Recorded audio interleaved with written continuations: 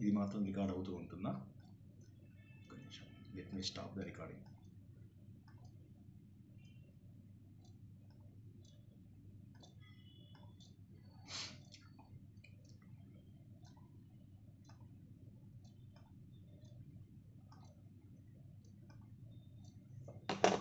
అంతరాయ తిమిరోపశాంతయే శాంతపావనమచింత్య వైభవం తం నరం వపుషి కుంజరం ముఖే మన్మహే కిమపి తుందిలం మహః. వసుదేవసుతం దేవం కంసచాణూరమథనం దేవకీ పరమానందం కృష్ణో వందే జగద్గురుం. శ్రీకృష్ణో వందే జగద్గురుం. భగవద్బంధువులకు, ఆత్మస్వరూపులకు, సత్యాన్వేషులకు స్వాగతం, సుస్వాగతం. గత వారము చాలా గొప్ప విషయాలు తెలుసుకున్నాం. ఏంటంటే అసలు జ్ఞానం అంటే ఏంటి. మొట్టమొదటిసారి భగవంతుడు 12 అధ్యాయాలు అయిపోయిన తర్వాత జ్ఞానయోగంలోకి దింపాడు. జ్ఞానయోగంలోకి దింపాలంటే గత వారం కొంతమంది ప్రశ్నలు అడిగారు. సార్ మరి దేవుడిని నమ్ముకుంటే సరిపోదా? దేవుడు ఇలా చెప్పాడు కదా, దేవుడు అలా ప్రామిస్ చేశాడు కదా, అలా ప్రామిస్ చేశాడు కదా, ఇలా ప్రామిస్ చేశాడు కదా, నన్ను నమ్ముకున్న వాళ్ళని నేనే కాపాడుకుంటాను అని చెప్పేసి అన్నాడు కదా. కరెక్ట్, అందులోపల ఎటువంటి అనుమానం లేదు. అందుకోసమే మనం భక్తి యోగం కూడా మొదలుపెట్టాం. కర్మయోగం అయినా కూడా పర్వాలేదు. కర్మని మనస్ఫూర్తిగా ఎవరైనా సరే ఇది నా బాధ్యత అని చెప్పి చేస్తే చాలు. ఇప్పుడు నేను ప్రవచనం చెప్తున్నాను, ప్రవచనం ద్వారా నేను మీ నుంచి డబ్బు కానీ, గుర్తింపు కానీ, తర్వాత ఇంకేదన్నా చెడు ఉద్దేశంతో కానీ నేను ఏది ఆశించకుండా చేస్తే అది కర్మయోగమే. ఎందుకంటే ఇది నా బాధ్యత, సమాజంలో నా బాధ్యత అని చేస్తే చాలు. అదేవిధంగా ఫలితం ఏదైంది అని చెప్పి మనం ఆలోచించకపోతే, అంటే కర్మని నేను కోరికతో చేయడం లేదు, ఫలితం ఏదొచ్చినా కూడా పర్వాలేదు అని చెప్పేసి అనుకుంటే చాలు, కర్మయోగం. జీవితంలో ఇంకేం చేయక్కర్లా. ఇంతకుముందు మీ అందరికీ ఒక ఉదాహరణ చెప్పాను, జ్ఞాపకం ఉందనుకుంటా. ఏంటంటే ఒక ఆయన, ఇవాళ కూడా ఉదాహరణలతోటే తెలుసుకుంటాం మొత్తం, కాబట్టి కొద్దిగా జాగ్రత్తగా వినండి. ఎక్కడ మీకు డౌట్ వచ్చినా ఆపేసేయండి, ఎందుకంటే ఇది కొద్దిగా కష్టమైన సబ్జెక్టు. ఈ ఒక్క చాప్టర్ కష్టము, ఇంకా తర్వాత ఇక మనకు అయిపోయినట్టే, భగవద్గీత దాదాపు అయిపోయినట్టే లెక్క. సో ఒక ఆయన చాలా అన్నమాట, ఆయన దేవుణ్ణి పట్టించుకునే సమయం ఉండదు ఆయనకి, మంత్రాలు ఇవన్నీ చేసే సమయం ఉండదు. ఆయన ఒక చిన్న ఆశ్రమం పెట్టి అందులోపల ఎంతోమంది పిల్లలకు వాళ్ళకు సేవ చేస్తూ ఆయనకు జీవితం అంతా అందులోనే టైం గడిచిపోతుంది. ఆయన ఒక ప్రముఖ ఆధ్యాత్మికవేత్త ఎవరైతే నిజంగా గొప్పవారో ఆయన అడుగుతాడు అన్నమాట, నేను ఇన్నాళ్ళ పాటు భగవంతుడిని నేను నెగ్లెక్ట్ చేశాను, ఏదో నా బాధ్యతగా సమాజానికి సేవ చేస్తూ ఉన్నాను, మీరు ఒక చిన్న మంత్రం ఇవ్వండి, నాకు వీలైన ప్రతిసారి చదువుకుంటూ కూర్చుంటాను, నాకు వీలైన ప్రతిసారి కూడా నేను చదువుకుంటూ కూర్చుంటాను, దేశ సేవనే చేస్తున్నాను కానీ దేవుణ్ణి మర్చిపోయాను అని చెప్పి బాధపడతాడు. అప్పుడు ఆ ప్రవచనకర్త, ఆయన మహానుభావుడు అనమాట, ఆయన మల్లాది చంద్రశేఖర శాస్త్రి గారు అని చెప్పేసి, ఆయన పౌరాణిక సార్వభౌమ మహానుభావుడు.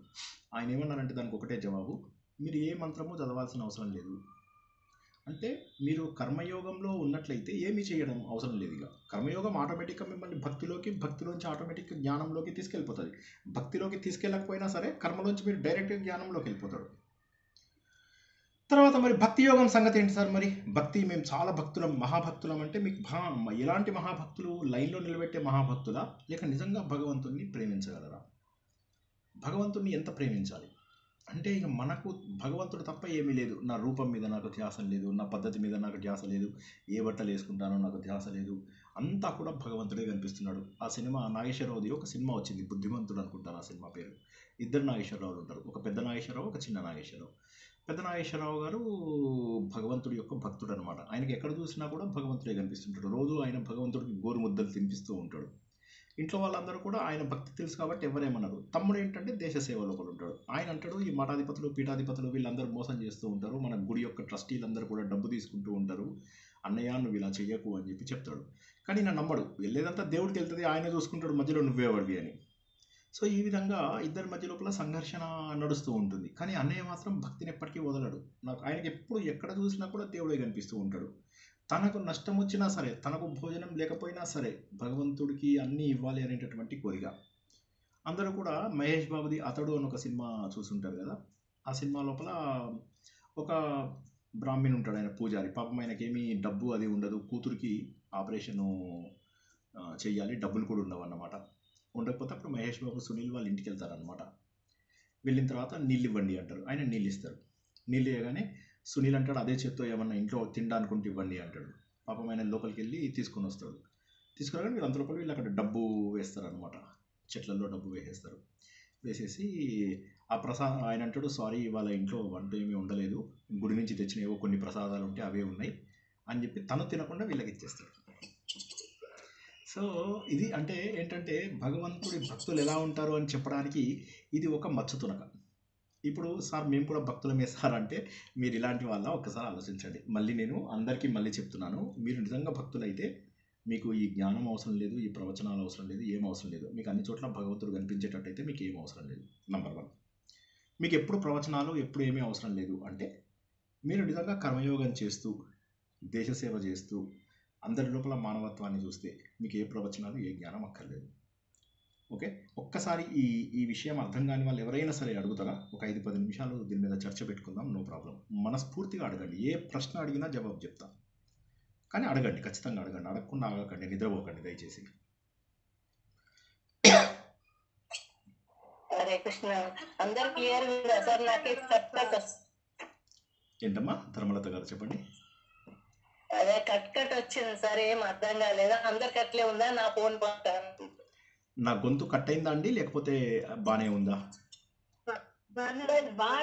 బానే ఉంది సార్. మేడం బహుశా ఆవిడ కనెక్షన్ ధర్మలత గారిదే ఏదో అక్కడ ప్రాబ్లం అయి ఉంటుంది. ఓకే ఓకే కనెక్టివిటీ ప్రాబ్లం ఏదో. ఓకే ఓకే ఇప్పుడు నేను మనం ఒక్క నిమిషం. కర్మయోగము, భక్తి యోగము, జ్ఞానయోగము, రాజయోగము, ఈ 4 యోగాలు హిందూ ధర్మంలో అని మనం గుర్తించాం కదా.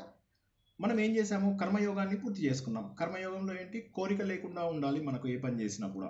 అంటే ఏం సార్ మేము మనుషులం, కోరికలు లేకుండా ఎట్లుంటాయి? నో, ఉండకూడదు. కోరికలు ఉంటే కోరికలు తీరుతాయా? తీరాయి సార్. మేము ఫలానా ఆశ్రమానికి వెళ్ళాము, ఆయనకు 1,00,00,000 రూపాయలు కడితే మాకు కోరిక తీరింది. ఓకే, మీరు ఈ ప్రవచనాలకు రావక్కర్లే, ఆయన కాళ్ళు పట్టుకొని అభిషేకాలు చేసుకోండి. ఓకే, సో అది తప్పు. కర్మయోగము అంటే ఏంటంటే కోరిక లేకుండా చేయడమే కర్మయోగం. సార్ మనుషులం కదా, కోరిక ఎవరి కోసం కోరుతున్నారు మీరు? అంటే మా పిల్లల కోసం. పర్వాలేదు, పిల్లల కోసం ఓకే కోరండి, కానీ కోరితే తీరుతాయని గ్యారంటీ లేదు. కాబట్టి దానికి సిద్ధంగా ఉండి కోరుకోండి, పర్వాలేదు. మీరు పిల్లల కోసం కోరుకోవడంలో తప్పులేదు, ప్రార్థన చేయడంలో తప్పులేదు. కానీ ఆ కోరిక ఎలా ఉండాలంటే దేవుడానికి 1000 రూపాయలు వేస్తానంటే 1000 రూపాయలు వేయడానికి దేవుడేమన్నా బెగ్గరా అని ఆలోచించండి.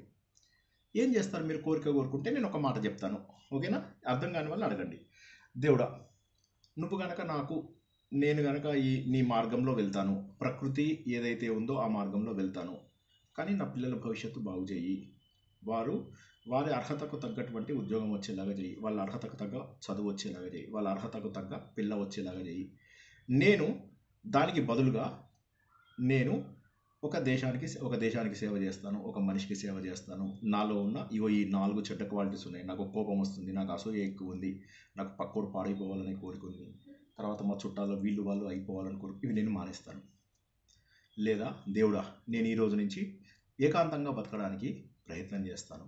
ఆ ఏకాంతంలో నేను ఒంటరితనం ఫీల్ అవ్వను, ఏకాంతంగా ఆనందంగా భగవంతుడు నాలో ఉండాలనే దానికి ప్రయత్నం చేస్తాను. దేవుడా, నేను సాధన ద్వారా నిన్ను తెలుసుకుంటాను. దయచేసి నేను సాధన చేయాలి ప్రశాంతంగా అంటే నాకు ఉన్నటువంటి ఈ కోరిక ఖచ్చితంగా తీరాలి అని ఇలా కోరుకోండి. ఇది కోరిక అంటే ఇది ఉండాలి. దేవుడా, నీకు 1000 రూపాయలు ఇస్తాను, నీ గుడికి వస్తా. ఓకే, దేవుడికి నువ్వు గుడికి వస్తే ఎంత, రాకపోతే ఎంత? నువ్వు గుడికి వెళ్తే పూజారే తన్ని పంపిస్తుంటాడు, దేవుడికి ఏం అవసరం? కాబట్టి కోరిక ఎలా కోరుకోవాలో చెప్పాను. సో కర్మయోగంలో కోరికలు ఉండకూడదు.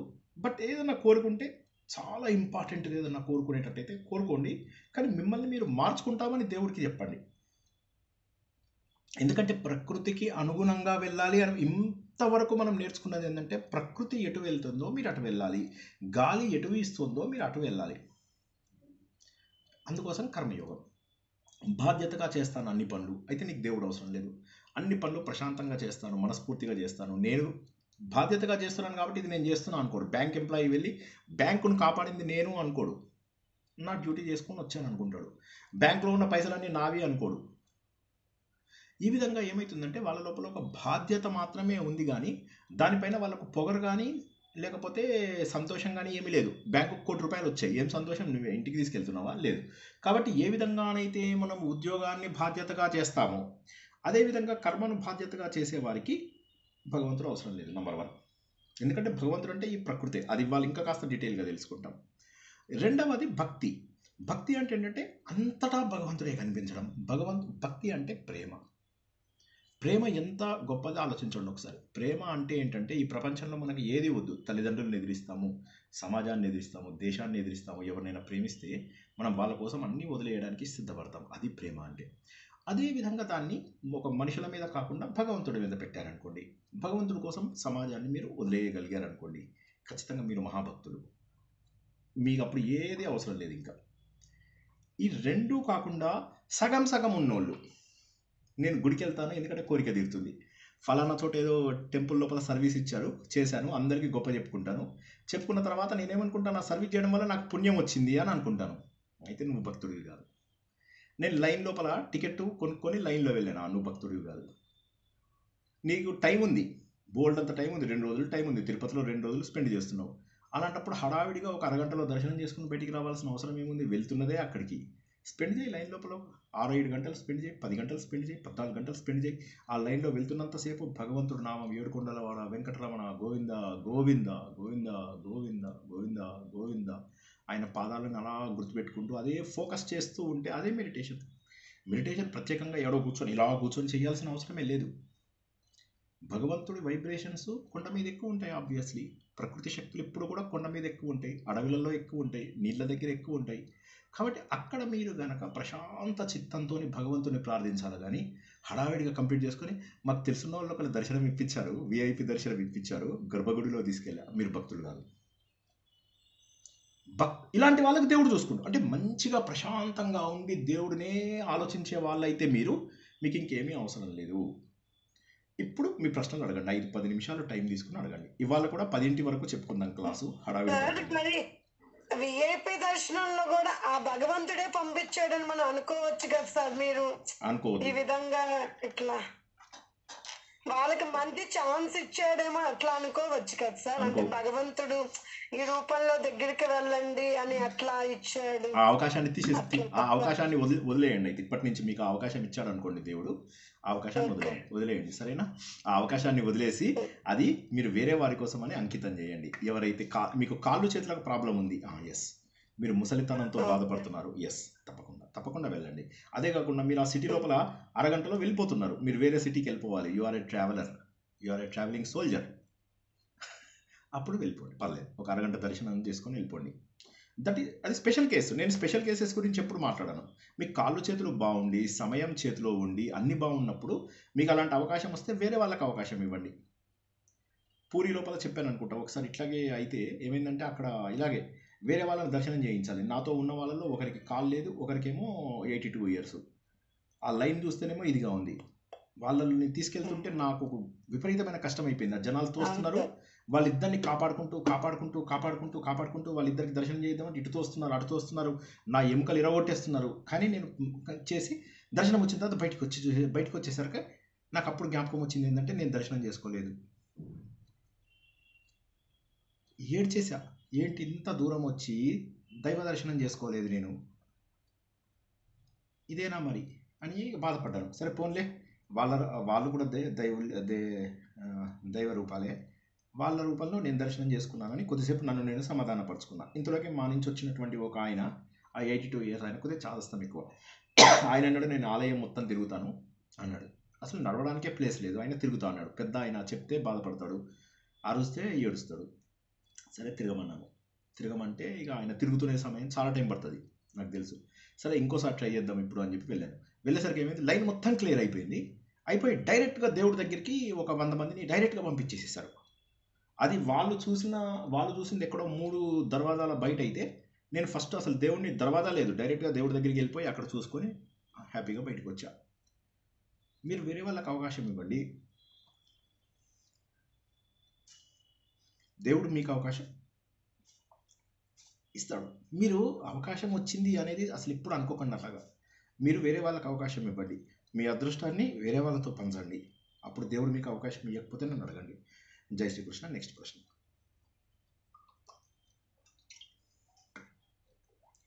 కర్మయోగం భక్తి యోగం గురించి ప్రశ్న. అంటే మనకి ఆ షేరింగ్ క్వాలిటీ ఉండాలి సార్. షేరింగ్ అన్న క్వాలిటీ డెవలప్ చేసుకుంటే ప్రతి దాంట్లో, ఎస్పెషల్లీ స్పిరిచువల్ దీంట్లోని మనకి డెఫినెట్ గా మంచి జరుగుతుంది, మనకి అడగకుండానే జరుగుతుంది. ప్రకృతికి అనుగుణంగా వెళ్ళిన ప్రతిసారి కూడా ప్రకృతికి అనుగుణంగా మనం ప్రతిసారి వెళ్ళినా కొద్దీ మనకు మంచి ఫలితాలు వస్తాయి. ఇది నమ్మండి నన్ను. ఎందుకంటే నేను వేరే వాళ్ళ దాకా మోసం చేయను. నన్ను నా ఇంటికి కూడా ఎవరిని రావమని లేదు. నాకు ఎవరి నుంచి డబ్బు అవసరం లేదు, నాకు గుర్తింపు అవసరం లేదు. మీ 100 మందికే నేను నా లింకులు కూడా ఫార్వర్డ్ చేస్తాను. మీ 100 మందిలో ఎంతమంది చూస్తే అంతమంది చూస్తారు. 50 వ్యూస్ 100 వ్యూస్ కూడా లేవు ఒక్కొక్కసారి. అయినా కూడా నేను బాధపడి, ఎందుకంటే నాకు ఇది డబ్బు కోసం కాదు చేస్తున్నది, బాధ్యతగా చేస్తున్నాను. సో కాబట్టి మీకు కర్మ భక్తి యోగాలు అర్థమైతే ఓకే. అర్థం కాని వాళ్ళు ఏ ప్రశ్న అయినా వేయండి ముందు. ఎందుకంటే మనకు నెక్స్ట్ స్టెప్కి వెళ్ళాలంటే ముందు అది కావాలి. కర్మయోగం భక్తి యోగం అర్థమైందా?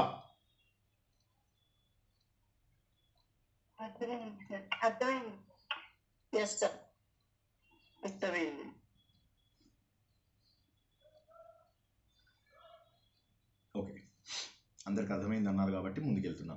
కాబట్టి దీనికి వేరే ఎక్సెప్షన్స్ లేవు. మళ్ళీ తర్వాత అడగకండి సార్ దేవుడే చూసుకుంటాడు కదా సార్, దేవుడు కాళ్ళు పట్టుకుంటే దేవుడే చూసుకుంటాడు, గురువు కాళ్ళు పట్టుకుంటే గురువే చూసుకుంటాడు. మాట్లాడద్దు మనం. ఎందుకంటే ఇందాకనే మనం గురువుల గురించి చెప్పుకున్నాం. కోట్ల రూపాయలు కలెక్షన్స్ చేస్తూ వీళ్ళు ఏం చేస్తున్నారు, దేశానికి ఏం చేస్తున్నారు, ధర్మానికి ఏం చేస్తున్నారు, డబ్బిచ్చే వాళ్ళని ఎంత బాగా చూసుకుంటున్నారు. మీరు ఇస్కాన్ టెంపుల్కి వెళ్ళండి, వాడు ఫారినర్స్ని ఎలా చూసుకుంటాడు, మనల్ని ఎలా చూసుకుంటాడు. మీరు ఇవన్నీ ఏంటంటే ఒక గీతా ప్రెస్ రామకృష్ణ మిషన్ వదిలేసి ఇండియా లోపల ఏ ఆధ్యాత్మిక సంస్థలు డబ్బు తీసుకొని మంచి పని చేస్తున్నాయి చెప్పండి. సో కాబట్టి అసలు గీతా ప్రెస్ వాడైతే రూపాయి కూడా తీసుకోడు. వాళ్ళకి గవర్నమెంట్ పైసలు ఇచ్చినా కూడా మళ్ళీ వాపస్ ఇచ్చేస్తాడు, వీ డోంట్ యాక్సెప్ట్ డొనేషన్స్ అని చెప్పి. సో మంచి ఆర్గనైజేషన్స్ లేవని కాదు, మీరు వాటికి మీరు ఇచ్చే ప్రతి రూపాయి, మీరు కొనే గీతా ప్రెస్ నుంచి బుక్ కొనే ప్రతి రూపాయి మీరు బుక్స్ కొనండి గీతా ప్రెస్ నుంచి. తెలిసిన వాళ్ళకి 10 మందికి ఇవ్వండి, మీకు పుణ్యం రాకపోతే చూడండి. ఎందుకంటే ధర్మాన్ని ప్రచారం అలా చేయండి మీరు. అంటే చదివేవాడికి ఇవ్వండి, ఎవరికి పడితే వాడికి ఇవ్వద్దు, కాస్త ఇంక్లినేషన్ ఉన్నోడికి ఇవ్వండి అలాగా. అంతేగాని అలాగే మళ్ళీ మీరు ఇలాంటి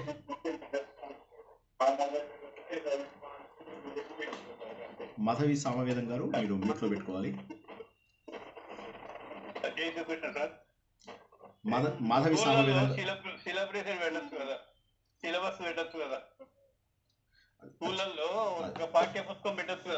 అదే అది అవన్నీ కరెక్టే, అవన్నీ గవర్నమెంట్కి సంబంధించినవి. బట్ నేను ఏమంటున్నానంటే ముందు మనకు సంబంధించినంత వరకు మనం కరెక్ట్ దారిలో వెళ్తున్నామా లేదా చూద్దాం. సో ఇప్పటిదాకా మనకు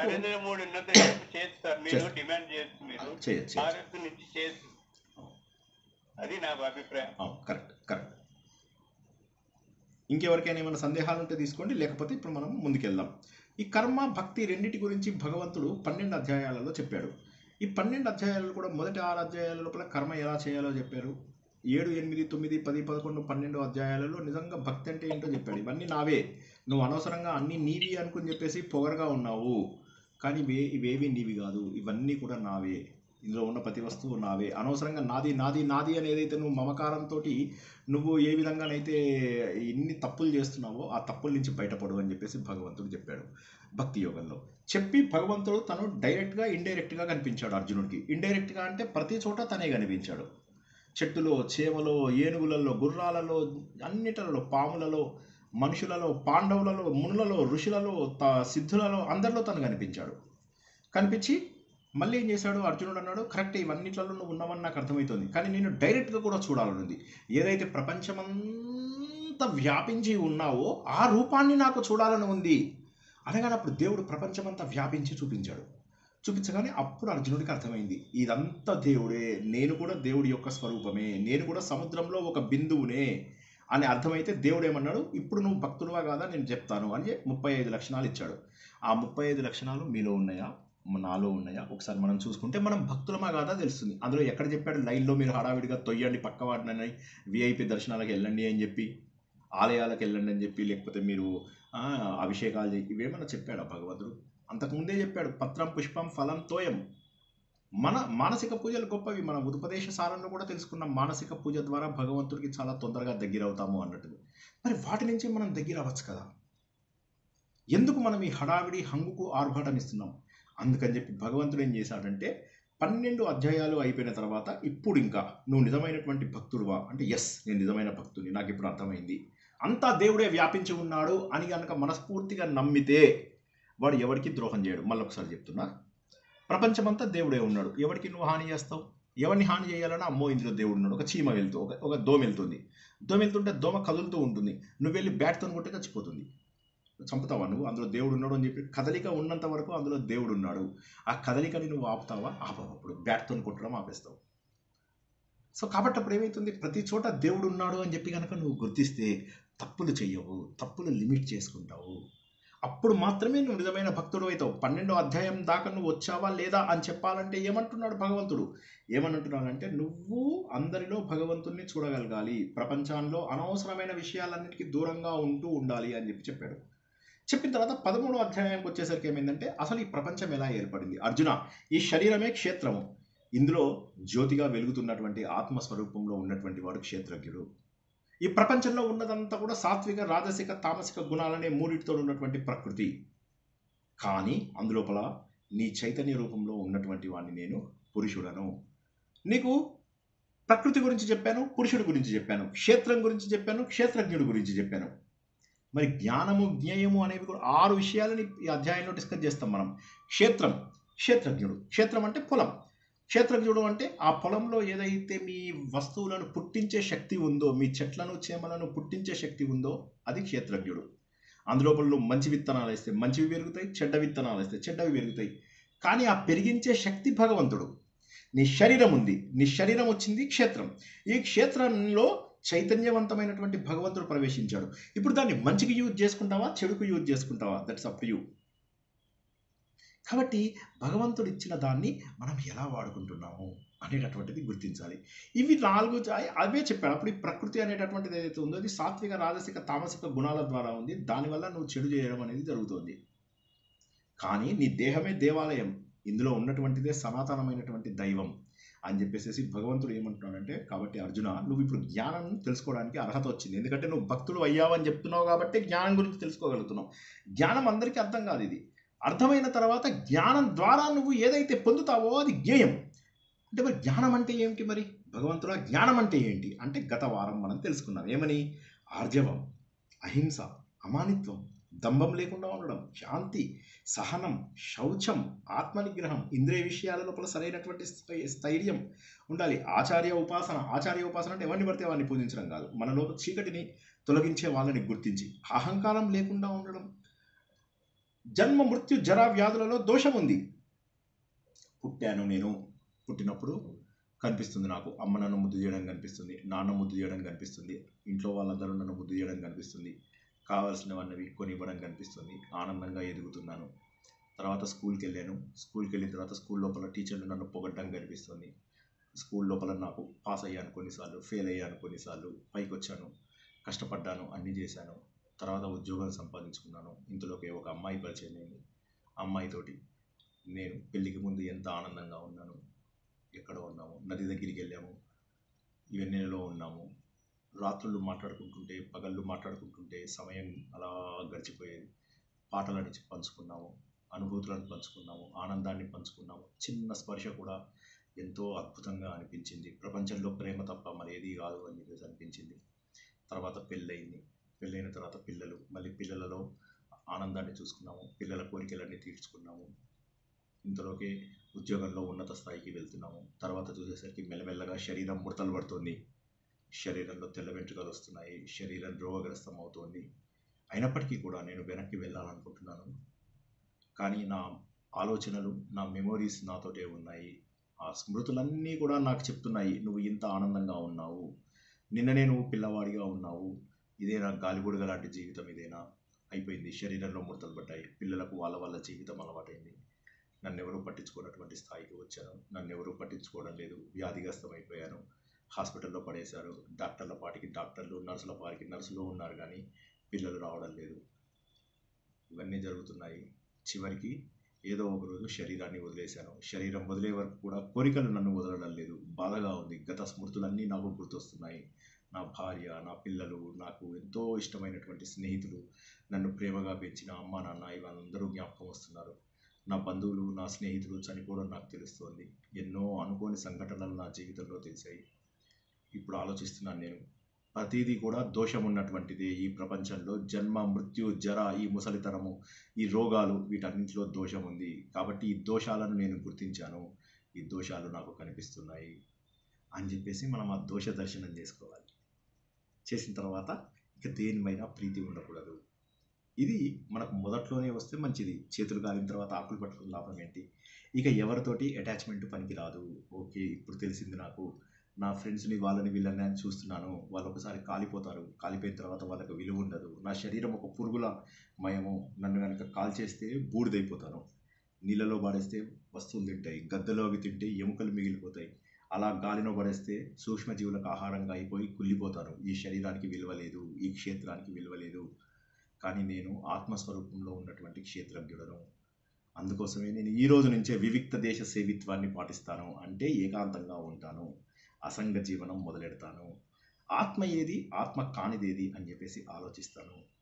సంసారము అనేటటువంటిది ఒక చదరంగం అని, సంసారం అనేటటువంటిది ఒక నాశనం చేసేటటువంటి వస్తువు అని, అందులో ఉన్న దోషాలని గుర్తిస్తూ క్రమ పద్ధతిలో అందరికీ దూరం అవుతూ ఉంటాను. ఈ 20 లక్షణాలని నేను జ్ఞానము అంటాను. ఈ జ్ఞానము ద్వారా వచ్చేదే జ్ఞేయము. ఈ జ్ఞానము ద్వారా నేనేం సాధిస్తాను? అప్పుడు నాకు వచ్చేది అమితమైనటువంటి ఆనందము. దాన్ని జ్ఞేయం అంటాను అని చెప్పేసి గత వారం వరకు మనం తెలుసుకున్నాం. జ్ఞేయం అంటే ఏమిటి? ఇప్పుడు ఇక్కడ ఎవరికైనా ప్రశ్న ఉంటే ఒక్క నిమిషం ఆపుతాను, లేకపోతే జ్ఞేయం అంటే ఏంటో తెలుసుకుందాం. గత వారం మనం తెలుసుకున్నాం. ఏమన్నాడు? ఈ జ్ఞానానికి సంబంధించిన లక్షణాలన్నీ ఏవైతే ఉన్నాయో అర్జున, వీటికి వ్యతిరేకమైనటువంటి లక్షణం ఉంటే జ్ఞేయం. కాబట్టి జ్ఞానం గనక నువ్వు డెవలప్ చేసుకున్నావు అంటే, ఈ అమానిత్వము, అదం, ఇవన్నీ ఏవైతే 20 లక్షణాలు మనం తెలుసుకున్నామో అవి డెవలప్ చేసుకుంటే అజ్ఞాన లక్షణాలు దూరం అయిపోతూ ఉంటాయి. అంటే వెలుతురు పెరిగినా కొద్దీ చీకటి దూరం అయిపోతుంది. నువ్వు మంచి లక్షణాలను పెంచుకుంటూ ఉంటే చెడ్డ లక్షణం పోతుంది. ఇది జ్ఞానము. మొట్టమొదటిసారిగా జ్ఞానం యొక్క డెఫినేషన్ భగవద్గీతలో కానీ ఇంకా వేరే ఏ పుస్తకాలలో కానీ మొట్టమొదటిసారిగా చెప్పినటువంటి ఈ 18 నుంచి 20 లక్షణాలు, 2 లక్షణాలు కామన్ ఉంటాయి. కాబట్టి ఈ 20 లక్షణాలని అలవాటు చేసుకుంటే అంతే, అదే జ్ఞానము. ఈ జ్ఞానం ద్వారా వచ్చినటువంటిది జ్ఞేయం అర్జున. ఒక్కసారి ప్రశ్న ఉంటే తీసుకుంటాను, లేకపోతే ముందుకు వెళ్ళిపోతాను. ఇవాళ మళ్ళీ కొత్త ఉదాహరణలు తెలుసుకుందాం. ధ్యేయము అండి, ధ్యేయము. జ్ఞా నుంచి జ్ఞే, జ్ఞే. జ్ఞానం తెలుసా? జ్ఞానంకి జ్ఞేయం. ఉదాహరణకి ధ్యానము, ధ్యాత, ధ్యేయము, కర్త, కర్మ, క్రియ, వీటన్నిటిని త్రిపుటి అంటారు. అవునా? అలాగే జ్ఞానము, జ్ఞేయము, జ్ఞాత అంటే తెలుసుకున్నవాడు. జ్ఞానము అంటే ఆ విషయాలన్నీ జ్ఞానము, వాటి ద్వారా వచ్చేది నాకు జ్ఞేయం.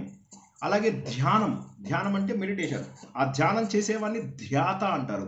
ఆ ధ్యాత ఏం పొందుతాడు? ధ్యేయాన్ని పొందుతాడు. ధ్యేయం అంటే ఏది లక్ష్యమో అది పొందుతాడు.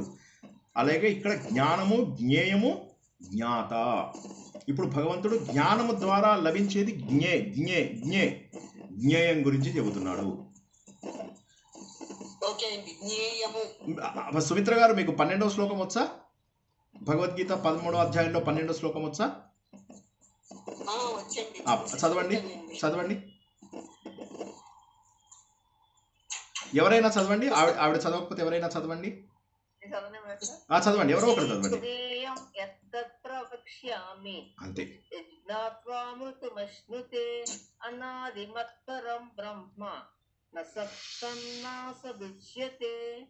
అది జ్ఞేయం అంటే.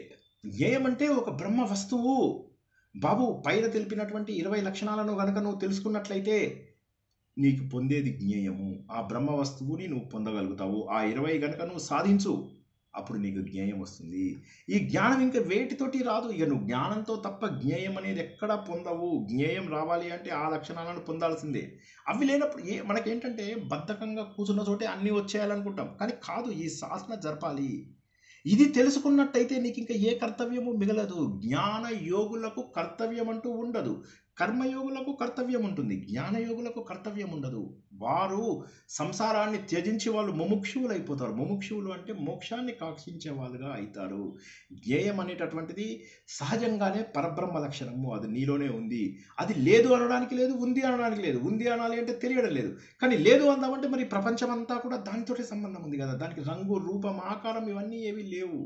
ఓ అర్జున, గుర్తుంచుకో, ఇది కేవలము ఆ విచారణ ద్వారా మాత్రమే వస్తుంది. ఓ అర్జున, ఒక్కసారి గుర్తు తెచ్చుకో. మట్టికి నీకు కనిపిస్తుందా? కుండలు కనిపిస్తుంటాయి, రకరకాల కుండలు కనిపిస్తూ ఉంటాయి, రకరకాల పాత్రలు కనిపిస్తూ ఉంటాయి. ఆ కుండలపైన మూతలు, కూజాలు ఇవన్నీ కనిపిస్తూ ఉంటాయి. కానీ అందులో మట్టి ఏదైతే ఉందో అదే బ్రహ్మ. కాబట్టి ఈ ప్రపంచంలో అన్నింటిలో ఉన్నటువంటిది బ్రహ్మ. మట్టి ఏ విధంగానైతే అన్ని పాత్రలలో ఉందో, బంగారం ఏ విధంగానైతే అన్ని ఆభరణాలలో ఉందో, అలాగే ఈ ప్రపంచమంతా కూడా భగవంతుడి దాంట్లో ఉంది. కాబట్టి జ్ఞేయం అనేది నువ్వు అనుభవపూర్వకంగా తెలుసుకోవాలి. మనది ఎలా ఉందో తెలుసా నీకు? అన్ని చోట్ల వ్యాపించి ఉంది. అంటే అన్ని దేశాలలో, అన్ని కాలాలలో, నువ్వు పాస్ట్, ప్రజెంట్, ఫ్యూచర్ ఎక్కడ చూసుకున్నా పెద్ద వస్తువులలో, చిన్న వస్తువులలో, అన్నిట్లలో, చీమలలో ఉంది, పెద్ద ఏనుగులో కూడా ఉంది, మనుషులలో ఉంది, అన్ని చోట్ల కూడా ఉంది. ఏదైనా సరే అది జీవం వచ్చి నడవాలి అంటే బ్రహ్మతత్వమే కావాలి. అందుకోసమే భగవంతుడు ఏమంటాడు? విశ్వ బాహువు, అన్ని చోట్ల తన బాహువులు కలిగి ఉన్నవాడు. ఉదాహరణకి మీరు అందరూ చేతులు కలుపుతున్నారు అంటే దేవుడు మీకు కలపడానికి అవకాశం ఇస్తున్నాడు. దేవుడి చేతులలో ఒక చెయ్యి మీది. అదే అంటే ఆయన చెయ్యికి ఇచ్చిన శక్తి ద్వారా మీరు పనులు చేయగలుగుతున్నారు. ఆయన కాళ్ళకు ఇచ్చిన శక్తి ద్వారా విశ్వాంగిరి, ఆయన అన్ని చోట్ల పాదములు ఉన్నాయి, అందువల్ల మీరు నడవగలుగుతున్నారు. సూర్యుడు ఉన్నాడు, సూర్యుడికి కళ్ళు ఎక్కడున్నాయండి? ఎవరన్నా చెప్పండి, సూర్యుడికి కళ్ళు ఎక్కడుంటాయి? ఉదాహరణలు మాత్రం అర్థం చేసుకోవడానికి ట్రై చేయండి, అర్థం కాని అడగండి, ఓకేనా? అలా శ్రద్ధగా విని నిద్రపోకండి, అడగండి, ప్రశ్నలు అడగండి. సూర్యుడికి కళ్ళు ఎక్కడున్నాయండి? సూర్యుడికి దేహం ఉందా? దేహం ఉందా సూర్యుడికి? కానీ ప్రపంచమంతా ప్రకాశవంతం చేస్తున్నాడా లేదా? అదే విధంగా బ్రహ్మ అనేటటువంటి వస్తువు ఏదైతే ఉందో దానికి దేహం లేదు, కానీ కళ్ళు ఉన్నాయి. అందుకే విశ్వశ్చక్షువు అంటారు. విశ్వతశ్చక్షువు అంటే ఏంటి? ప్రపంచమంతా కూడా ఆయన కళ్ళే ఉన్నాయి, ప్రపంచమంతా కూడా ఆయన కాళ్ళే ఉన్నాయి, ప్రపంచమంతా కూడా ఆయన పాదాలే ఉన్నాయి. ఇదే విషయాన్ని మళ్ళీ మనము కిరీటినం గదనం అని చెప్పి తెలుసుకున్నామో మనము 11వ అధ్యాయంలో తెలుసుకున్నాం. అన్ని బాహువులు, అన్ని ఉదరములు అన్నీ కూడా భగవంతుడివే. అప్పుడు ఏమంటాడు? నాకు ఇవాళ అర్థమైంది దేవుడా, ఎవడి పొట్టకు పెట్టినా నీ పొట్టకు పెట్టినట్టే, ఎవడి పొట్టను కొట్టినా నీ పొట్ట కొట్టినట్టే అని అప్పుడు మనం తెలుసుకుందాం. అదేవిధంగా అన్ని చోట్ల అన్నిట్లో ఉన్నతంగా ఉన్నాడు ఆయన. విశ్వమూర్త, శాశ్వతంగా ఉన్నాడు ఆయనటు అంతా. ఇప్పుడు అగ్ని ఉంది, అగ్నికి ఒక రూపం ఉందా? అగ్ని రూపమే దాని ముఖము. అదేవిధంగా బ్రహ్మ సర్వస్వము, కాబట్టి అందులోనే ఆయన ఉన్నాడు. భూతకోటి అంతా కూడా ఆయనలోంచే వచ్చింది. మనం చెవులతో వింటున్నాము, ఇదంతా కూడా శబ్దమంతా కూడా ఇచ్చింది భగవంతుడే. కాబట్టి భగవంతుడు ప్రపంచాన్నే ముఖముగా కలిగినటువంటి వాడు. ఆయనకు ప్రత్యేక ముఖం లేదు. సార్ అట్లా చెప్తారేంటి సార్? ఇలా ఉంటాడు దేవుడు అంటే ముఖము, కళ్ళు, కాళ్ళు ఏవైతే మీరు ఊహించుకుంటున్నారో ఇవన్నీ రేపు పశువులకు తెలిస్తే అవి కూడా దేవుళ్ళని తయారు చేసే కనుక అవకాశం ఉండి అవి కూడా టెంపుల్స్ కట్టే అవకాశం ఉంటే దేవుడికి 4 కాళ్ళు పెట్టి, కొమ్ములు పెట్టి ఒక కాళ్ళు లేపి ఇట్లా ఆశీర్వదిస్తూ ఉంటాయి. సో కాబట్టి దేవుడికి రూపం లేదు. కాబట్టి భగవంతుడు ఎవరు మరి? అందుకోసమే శృతులు ఏవైతే భగవంతుడి యొక్క తత్వాన్ని నిన్న కూడా తెలుసుకున్నాం. శృతులు భగవంతుడు ఎలా ఉంటాడో చెప్పాయి, వేదాలు భగవంతుడు ఎలా ఉంటాయో చెప్పాయి. అతన్ని విశ్వతో ముఖుడు అని చెప్పేసి అన్నాడు. భగవంతుడు అన్ని విషయాలు వింటున్నాడు కాబట్టి సర్వశ్రోత. మనం చేసే ప్రతి పనిని వినగలడు ఆయన. ఈ విధంగా ప్రపంచంలో ఉన్నటువంటి అవయవాలన్నీ ఏవైతే ఉన్నాయో చేసే పనుల ద్వారా తెలియబడుతున్నాయి. మళ్ళీ ఒకసారి చెప్తా, చేసే పనుల ద్వారా తెలియబడుతున్నాయి, కానీ భగవంతుడికి అవయవాలు ఉన్నాయని కాదు. పరమాత్మ యొక్క వ్యాపకత్వాన్ని తెలియజేయడానికి. ఆపుతున్నాను, అడగండి ప్రశ్న.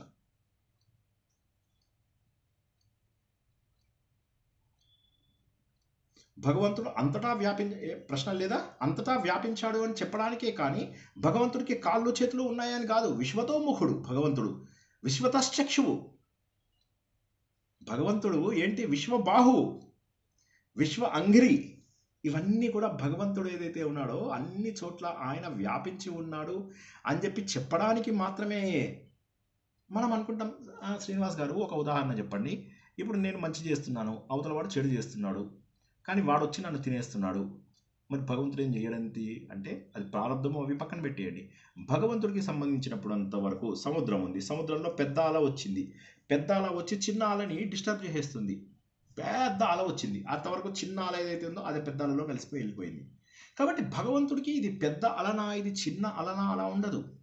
ఎందుకంటే అంతా బ్రహ్మమే వ్యాపించి ఉన్నాడు అని తెలుసుకోవడమే జ్ఞేయం. ఓ అర్జున, కానీ మరి ఇది ఎలా తెలుస్తుంది అంటే అప్పుడు ముందుగా డైరెక్ట్గా చెప్పడం కంటే కష్టమవుతుందని డైరెక్ట్గా అద్వైతము నాకు దేవుడికి వేరు లేదు అని చెప్పి చెప్పడం కష్టం కాబట్టి ముందు ద్వైతాన్ని స్వీకరించాల్సి వస్తుంది. నేను వేరు దేవుణ్ణి వేరు.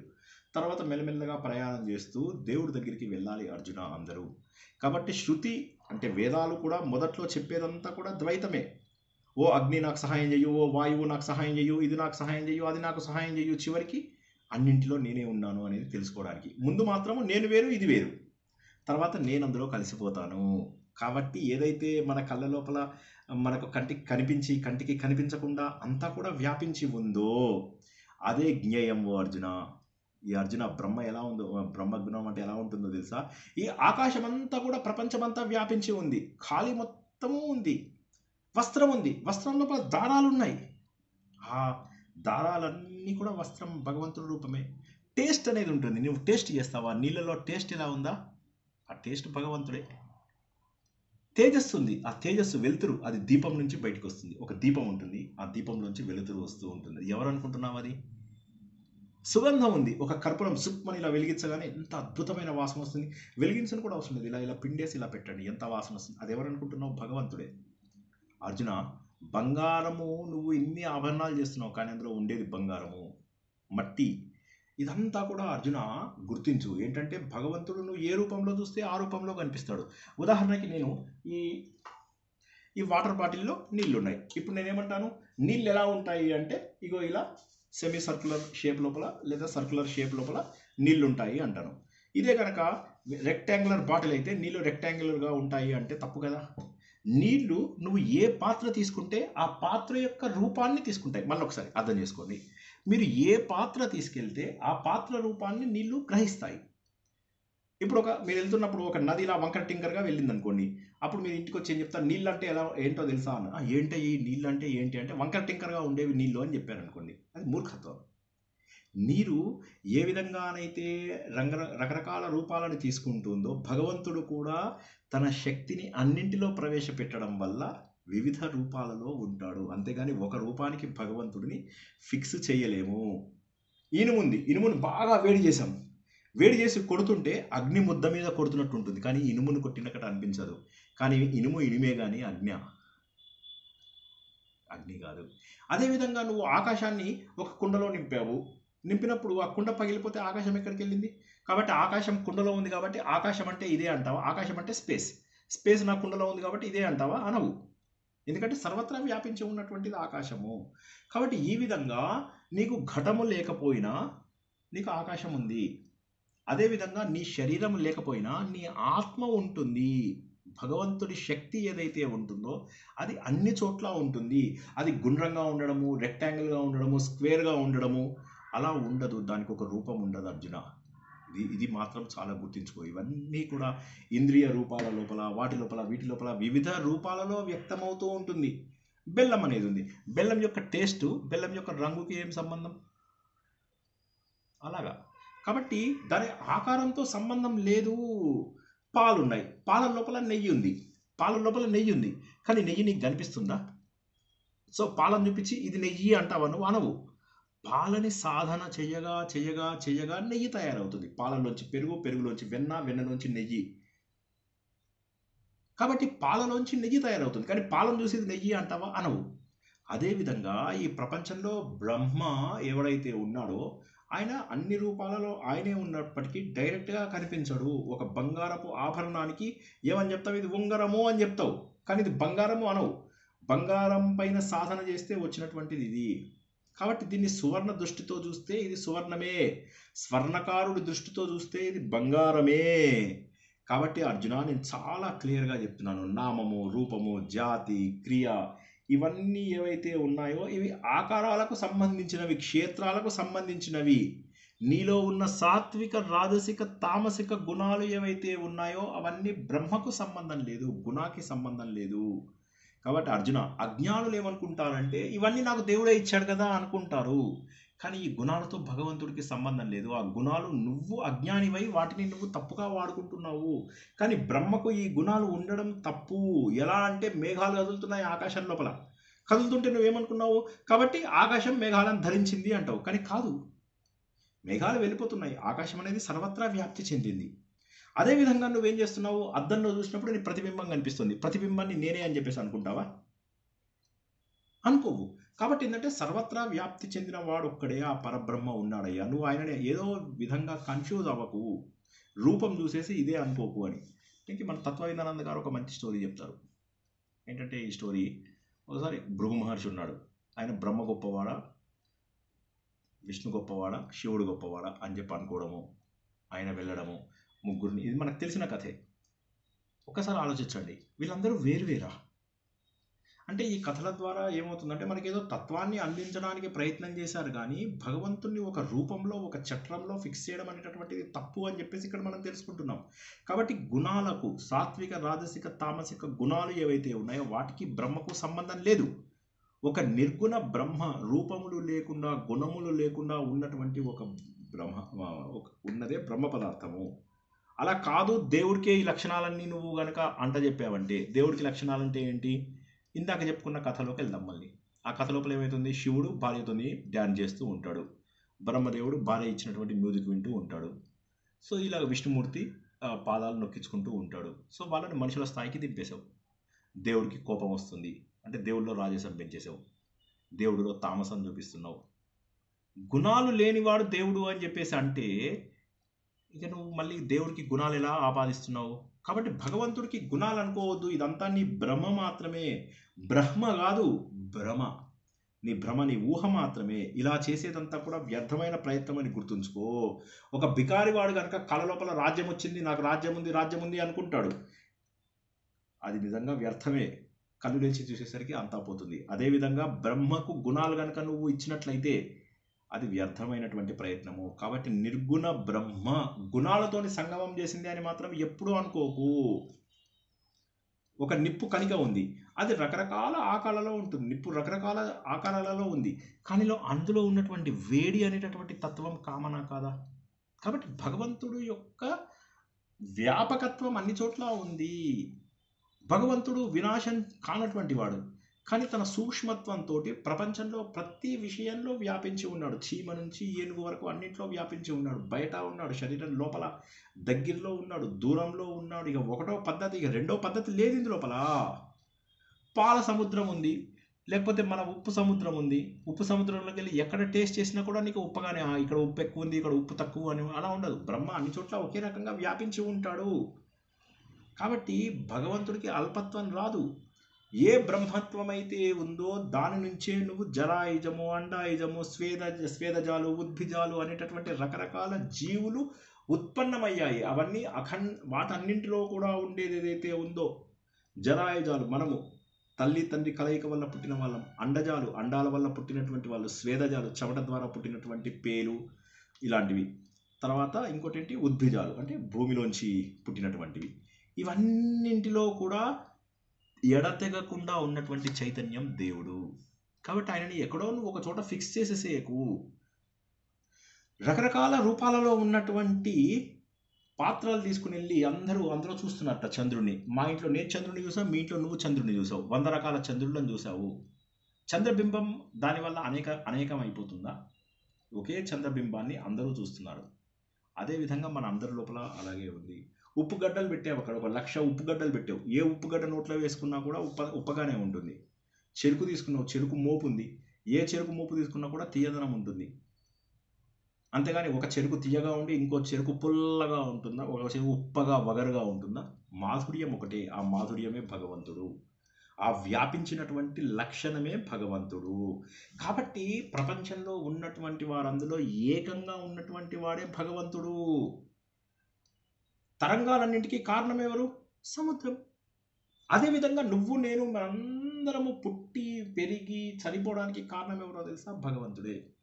పుట్టావు, బాల్యావస్థ, తర్వాత కౌమారావస్థ, తర్వాత వృద్ధావస్థ, తర్వాత మరణము. ఇవన్నింటికీ కూడా శరీరమే ఏ విధంగానైతే కారణమో, ఈ ప్రపంచంలో సృష్టి స్థితి లయ అనేవాటికి కారణం భగవంతుడే. ఈ శరీరానికే బాల్యం, ఈ శరీరానికే ముసలితనం, ఈ శరీరానికే యవ్వనం ఏ విధంగానైతే ఉన్నాయో, ఈ ప్రపంచం మొత్తంకి సృష్టి స్థితి లయలు అవి భగవంతుడి ద్వారానే ఉన్నాయి.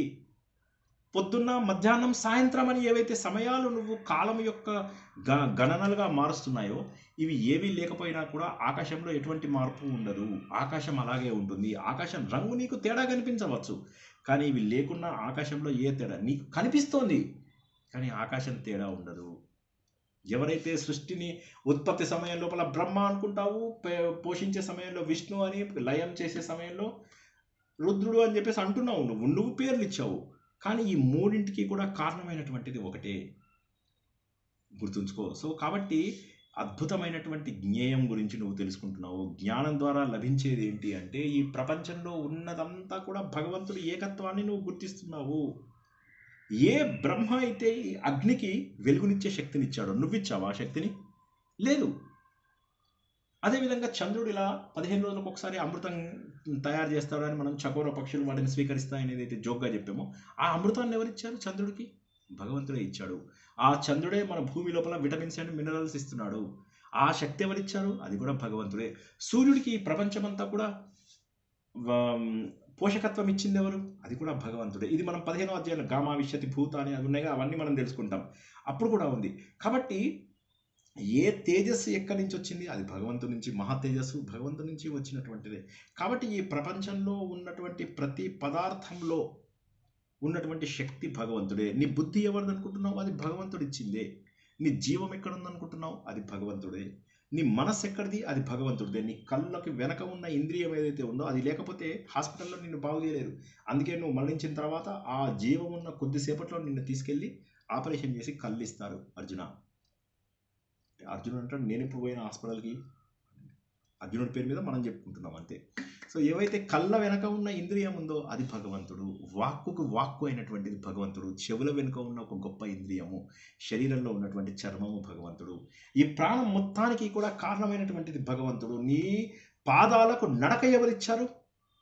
అది భగవంతుడు. చిన్నపిల్లాడికి తెలుసా నేను కాళ్ళ మీద నడవాలి అని? ఆటోమేటిక్గా నడిచేస్తాడు. కొన్ని రోజుల తర్వాత నోట్లో పెట్టగానే తనకు తాగే శక్తి వస్తుంది. ఎక్కడి నుంచి వస్తుంది? తనకు పాల పీక పెట్టగానే తాగేస్తూ ఉంటాడు వెంటనే.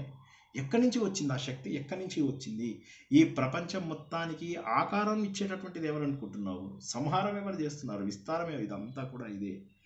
దేన్ని పృథ్వీకి నిన్నందరినీ మోసే శక్తి ఎక్కడి నుంచి వచ్చింది? అది భగవంతుడి వల్లే వచ్చింది. నీటి లోపల ఆ తీయదనం ఇందాక చెప్పుకున్నాం కదా, ఎక్కడి నుంచి వచ్చింది? ఇవన్నీ కూడా భగవంతుడివే. నీకు ఉశ్వాస నిశ్వాసాలు ఏవైతే తీసుకుంటున్నావో, ఏ వాయువు అయితే నీకు ప్రాణశక్తిగా మారి శరీరం అంతా ఉందో అదే భగవంతుడు. ఈ సర్వ జగత్తులలో, అన్ని పదార్థాలలో, అన్ని చోట్ల కూడా వ్యాపించి ఉన్నటువంటి వాడు పరమాత్మ. అర్జున, దీన్నే నేను జ్ఞేయం జ్ఞేయం జ్ఞేయం అంటున్నాను. గుర్తుంచుకో. నువ్వు చూడడం వల్ల ఏమవుతుందంటే నువ్వు చూస్తున్నావు, నీకు కనిపించేది దృష్టి, ఓకే, అక్కడ కనిపిస్తున్నటువంటిది దృశ్యం. ఈ మూడు కూడా నీకు ఎప్పుడు పోతాయి తెలుసా? బ్రహ్మ కనిపించగానే పోతాయి.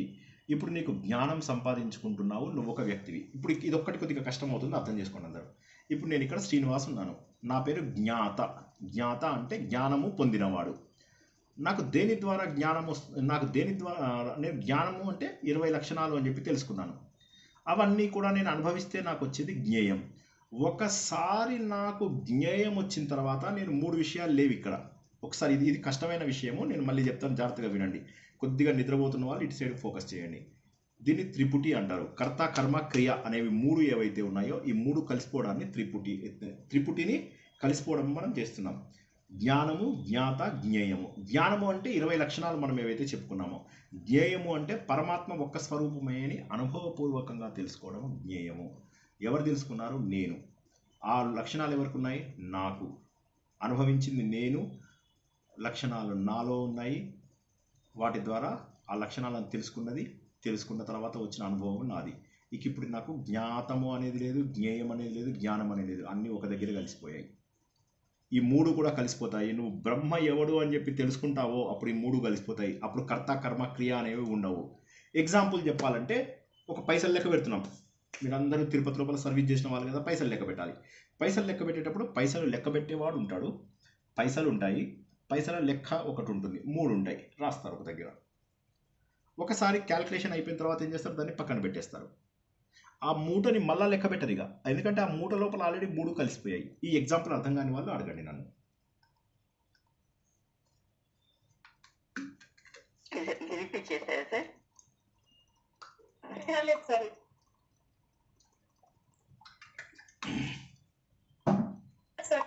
జ్ఞానము అంటే 20 లక్షణాలు అని చెప్పి తెలుసుకున్నాం. ఆ లక్షణాల ద్వారా మనకు వచ్చే అనుభవం జ్ఞేయం. అది ఎవరు తెలుసుకున్నారు? నేను. ఇప్పుడు 3 వస్తువులు ఉండే నేను, ఇప్పుడు ఇక్కడ శ్రీనివాస్, ఇక్కడ 20 లక్షణాలు, 20 లక్షణాల ద్వారా వచ్చే అనుభవం. ఇప్పుడు ఎన్నున్నాయి ఇక్కడ? ఎన్నున్నాయి? కర్త, కర్మ, క్రియ. ఇప్పుడు ఏమైంది? ఈ జ్ఞానం అంతా నేను అర్థం చేసుకున్నాను. జ్ఞానం ద్వారా వచ్చే లక్షణాలు నాకు అన్నీ వచ్చేసాయి, అనుభవం తెలిసిపోయింది. ఇప్పుడు నేను ఎన్నిగా మిగిలిపోయాను? జ్ఞానం ఇంకా ప్రత్యేకంగా ఉండదు, ఎందుకంటే అది నేను తెలుసుకున్నాను. జ్ఞానం ద్వారా వచ్చే అనుభవం నాకు తెలిసిపోయింది. ఇప్పుడు నేను 3గా మిగిలానా, 1గా మిగిలానా? అన్నం తయారవుతోంది. ఓకే, 100 కూరగాయలు ఉన్నాయి, వాటిని జ్ఞానము అంటారు. ఇది పోనీ సులభంగా చెప్పడానికి ఇంకొక ఉదాహరణ చెప్తాను, అందరూ జాగ్రత్తగా వినండి ప్లీజ్. మళ్ళీ నేను అదే కష్టమవుతుంది అన్నప్పుడు వినాలి, జాగ్రత్తగా వినాలి. అన్నం తయారు చేయడానికి 100 కూరగాయలు తయారు చేశారు. ఎలా వంట చేస్తారో నాకు తెలియదు, నాకు పప్పు ఎలా చేస్తారో అడగండి చెప్తా. ముద్దపప్పు చేయడంలో నేనే వరల్డ్లో నంబర్ 1. సో నేను బాగా చేయకపోతే, ఒకవేళ నేను చేసిన పప్పు బాగాలేదంటే అప్పుడు కూడా మీరు నన్ను తిట్టడానికి అవకాశం లేదు. ఎందుకంటే పెళ్ళైన కొత్త లోపల నేను చెప్పేవాడిని మా వైఫ్ చాలా బాగా వంట చేస్తుంది అని. అనగానే జనాలందరూ అనేవాళ్ళు, వాళ్ళందరికీ తెలుసు నేను ఏం తింటాను. మీ వైఫ్ ఆ పప్పు కూడా బాగా చేయకపోతే అప్పుడు ఆమెను తిట్టం మేము. ఆ పండించిన వాడు ఉంటాడు కదా, ఆ ఫార్మరు, వాడిని వెళ్ళి తిడతావు అంతే అని చెప్పేసి అన్నమాట. వంట 100 కూరగాయలతో చేసామనుకుందాం, దాన్ని జ్ఞానము అంటారు. ఓకేనా, క్లియరా? 20 లక్షణాలు అనేవైతే చెప్పుకున్నామో అవి అందులోపల వేసే పసుపు, కుంకుమ వేస్తారు కదా, ఏవేవో అవన్నీ వేస్తారు కదా, కుంకుమ, తర్వాత ఏవో పోపు సామాన్లు అవన్నీ వేస్తారు. ఇది జ్ఞానం. జ్ఞానం ద్వారా తయారయ్యేటటువంటిది జ్ఞేయం. ఒక వంట తయారైంది, అది నేను స్వీకరించేశాను. ఇప్పుడు 3 వస్తువులు ఉన్నాయా, ఒక వస్తువే మిగిలిందా? కర్త, కర్మ, క్రియ, ఒక వస్తువే మిగిలింది. కాబట్టి భగవంతుడి విషయం కూడా నువ్వు తెలుసుకుంటే నువ్వే బ్రహ్మమైపోతావు. ఆ అన్నమే నీ లోపల స్వరూపాన్ని ఇచ్చింది. ఈ శరీరాన్ని ఏమంటారు? అన్నమయ దేహం అంటారు. అంటే అన్నం తినడము ద్వారా ఏర్పడిన దేహం అయితే అన్నమయ దేహం. నేను చాలా సులభంగా చెప్పడానికి ప్రయత్నం చేస్తున్నాను, మళ్ళీ వినండి. అన్నం తయారు చేయడానికి కావాల్సింది జ్ఞానం. ఆ జ్ఞానం 20 లక్షణాలు గత క్లాస్లో తెలుసుకున్నాం మనం, చాలా విపులంగా 100 ఉదాహరణలతో తెలుసుకున్నాం. జ్ఞానం ద్వారా వచ్చేటటువంటి పదార్థం ఏదైతే ఉందో అది జ్ఞేయము, అది నేను స్వీకరిస్తున్నాను. ఆ జ్ఞేయం స్వీకరించిన తర్వాత నేను అన్నానిగా మారిపోతున్నాను. నా శరీరం అన్నంతో తయారవుతుందా లేక ఇంకెలా అన్న తయారవుతుందా నాకు చెప్పండి ఒకసారి. మీరు అన్నం కనుక తినకపోతే ఈ దేహం ఉండదు. కాబట్టి దేహం తయారయ్యేది అన్నం వల్ల, దేహమే అన్నం అయిపోతుంది. అందుకే ఏమంటారు? అన్నమే పరబ్రహ్మ స్వరూపం. సో నన్ను అడిగితే అన్నమయ కోశం అంటాం. సో ఈ శరీరం అంతా కూడా అన్నమయ కోశం, అన్నమే పరబ్రహ్మ స్వరూపం అంటారు. అందుకోసమే అదేవిధంగా జ్ఞానంలో చెప్పుకున్న 20 లక్షణాల ద్వారా వచ్చేదాన్ని జ్ఞేయం అంటారు. ఆ జ్ఞేయం అనేది ఏంటి? ఇందాక దేవుడి యొక్క అనుభవము, దేవుడు ఒక్కడే ఉన్నాడు, అన్నింట్లో వ్యాపించి ఉన్నాడు అనేదాన్ని జ్ఞేయం అంటారు. మళ్ళీ ఒకసారి చెప్తా, జ్ఞానం అంటే ఏంటి, జ్ఞేయం అంటే ఏంటి, జ్ఞాత అంటే ఏంటి. జ్ఞానము అంటే 20 లక్షణాలు ఏవైతే మనం తెలుసుకున్నామో, దంభంగా ఉండకూడము, పొగరుగా ఉండకుండా ఉండడము, ఏకాంతంగా ఉండడము, ఆత్మ ఏదో ఆత్మ కానిదేదో తెలుసుకుంటూ ఉండడము, ఈ లక్షణాలన్నింటినీ జ్ఞానము అంటారు. ఆ జ్ఞానముని నేను అభ్యాసము చేయగా నాకు వచ్చేది జ్ఞేయము. ఆ జ్ఞేయం ఏంటి? ఇక్కడ భగవంతుడు చైతన్య రూపంలో అన్ని చోట్ల వెలుగుతున్నాడు. ఇందాక చెప్పినటువంటివన్నీ కూడా జ్ఞేయమే. ఒక 15-20 నిమిషాలుగా మనం జ్ఞేయం అంటే ఏంటో తెలుసుకున్నాము. అన్ని చోట్ల వ్యాపించి ఉన్నటువంటి వాడు, సూక్ష్మము స్థూలము అన్ని చోట్ల వ్యాపించి ఉన్నవాడు, దూరంగా దగ్గరగా ఉన్నవాడు భగవంతుడు. వాయు రూపంలో, చంద్రుడి రూపంలో, ఇంద్రుడు, అన్ని రూపాలలో ఉన్నటువంటిది భగవంతుడు అనేదాన్ని జ్ఞేయము అంటారు. జ్ఞానము ద్వారా జ్ఞేయం అర్థమవుతుంది. ముందేమనుకుంటాము, నేను వేరు సూర్యుడు వేరు, నేను వేరు చంద్రుడు వేరు, నేను వేరు ఇది వేరు. కాదు, ఒక వర్షం పడింది అనుకో నేల మీద, అందులోంచి రకరకాల చెట్లు ఉద్భవిస్తాయి. అదేవిధంగా దేవుడి యొక్క శక్తి వల్ల మనమందరము ఉద్భవించాము. మనమందరము కూడా గడ్డిపోచలము. దేవుడు వర్షం పడగానే మనమందరము కురిసాము. వర్షం లేనిదే మన జీవనము లేదు. కాబట్టి అది జ్ఞేయము, అది అనుభవపూర్వకంగా తెలుసుకోవడం. ఇప్పుడు అర్థం చేసుకోవాలి, నిజమే కదా, అన్నిటికీ దేవుడే కారణం, దేవుడు కానిదేది లేదు అంటే జ్ఞేయం. అది ఎవరు అర్థం చేసుకున్నాను? నేను. ఇప్పుడు నేను అర్థం చేసుకున్నాక నాలో దేవుడు ఉన్నాడు అన్న విషయం నాకు తెలిసిపోయింది. ఇక నాకు జ్ఞేయం అనేది నాకు అనుభవంలోకి వచ్చేసింది. జ్ఞానంలో ఉన్న లక్షణాలన్నీ నాలోనే ఉన్నాయి. జ్ఞానంలో ఉన్న లక్షణాల ద్వారా నాకు జ్ఞేయం లభించి అది నేను అనుభవించేశాను. ఇక మళ్ళీ కొత్తగా జ్ఞానము కొత్తగా జ్ఞేయము ఉండవు, ఇంకా అయిపోయింది. వంట సామాన్లు వంట నేను స్వీకరించేశాను. నేను అప్పుడు అన్నస్వరూపుడుగా మారిపోయాను. అదేవిధంగా జ్ఞానము ద్వారా వచ్చిన జ్ఞేయము అమృత ఫలము. జ్ఞానం నుంచి వచ్చే అమృత ఫలము జ్ఞేయము. ఆ జ్ఞేయమును నేను జ్ఞాతగా స్వీకరించాను. జ్ఞాతగా నేను స్వీకరించినప్పుడు నేనే బ్రహ్మగా మారిపోయాను. సో కాబట్టి ఏంటంటే జ్ఞానం గురించి తెలుసుకోవడం అందరికీ కూడా మోక్షం అర్జున అన్నాడు. ఇప్పుడు మళ్ళీ జవాబు చెప్పండి. ఎవరికైనా ప్రశ్న ఏం పర్వాలేదు, ఇక్కడ ఆపేద్దాం. ఇవల్ల మీ ప్రశ్నలు చెప్పండి. ఇక్కడికి ఆపేసుకుని నెక్స్ట్ సెషన్లో మిగతావి చెప్పుకుందాం. మీ ప్రశ్నలు అడగండి. ముందు అర్థమైందా లేదా ఫస్ట్. జ్ఞానము, జ్ఞాత, జ్ఞేయం మూడు ఒకటే అయిపోతాయి. మూడు ఒకటైపోయి నేను బ్రహ్మనైపోతా. అన్నీ కూడా ఒకటే స్వరూపము. ఈ త్రిపుటి అని ఏదైతే అంటారో, కర్త కర్మ క్రియ అనే 3 భాగాలు ఉన్నాయి. రామ, కిల్లుడు, రావణ 3 భాగాలు అయిపోయాయి. రామ అనేవాడు కర్త, కిల్లుడు అనేది కర్మ క్రియ, రావణ అనేది కర్మ. రామ, కిల్లుడు, రావణ 3 ఉన్నాయి అక్కడ. కానీ ఇక్కడేమైంది? జ్ఞానము జ్ఞాత తీసుకుని జ్ఞేయాన్ని సంపాదించాడు. జ్ఞానముని జ్ఞాత అనేవాడు తీసుకుని జ్ఞేయంను సంపాదించాడు. ముగ్గురు ఒకటైపోయారు. కాబట్టి జ్ఞాన మార్గంలో ఇంకా వేరే మార్గం లేదు. భగవంతుడే అన్ని చోట్ల వ్యాపించి ఉన్నాడని అనుభవపూర్వకంగా ఆలోచన ద్వారా తెలుసుకుంటే నువ్వు పరబ్రహ్మమైపోతావు. అదే నువ్వు బ్రహ్మస్వరూపం అవుతావు. ఏ విధంగానైతే నువ్వు కాయిన్స్ లెక్క పెట్టినప్పుడు ఇక్కడ కాయిన్స్ ఉన్నాయి, ఇక్కడ లెక్క పెట్టేవాడున్నాడు, తర్వాత దానికి ఇంకా టోటల్ అనేది ఏదైతే ఉంటుందో టోటలే లేదు. ఒకసారి కాయిన్స్ టోటల్ వేసిన తర్వాత దాన్ని మళ్ళీ లెక్క పెట్టవు. ఒకసారి లెక్కేసిన తర్వాత దాన్ని మీద రాసేస్తావు 1000 అని. సో ఆ టోటల్ ఉంది, ఆ కాయిన్ ఉంది, అయిపోయింది కదా. దాని పద్ధతి అయిపోయింది. అది ఒక్కటిగా అక్కడ పెట్టేసావు అంతే.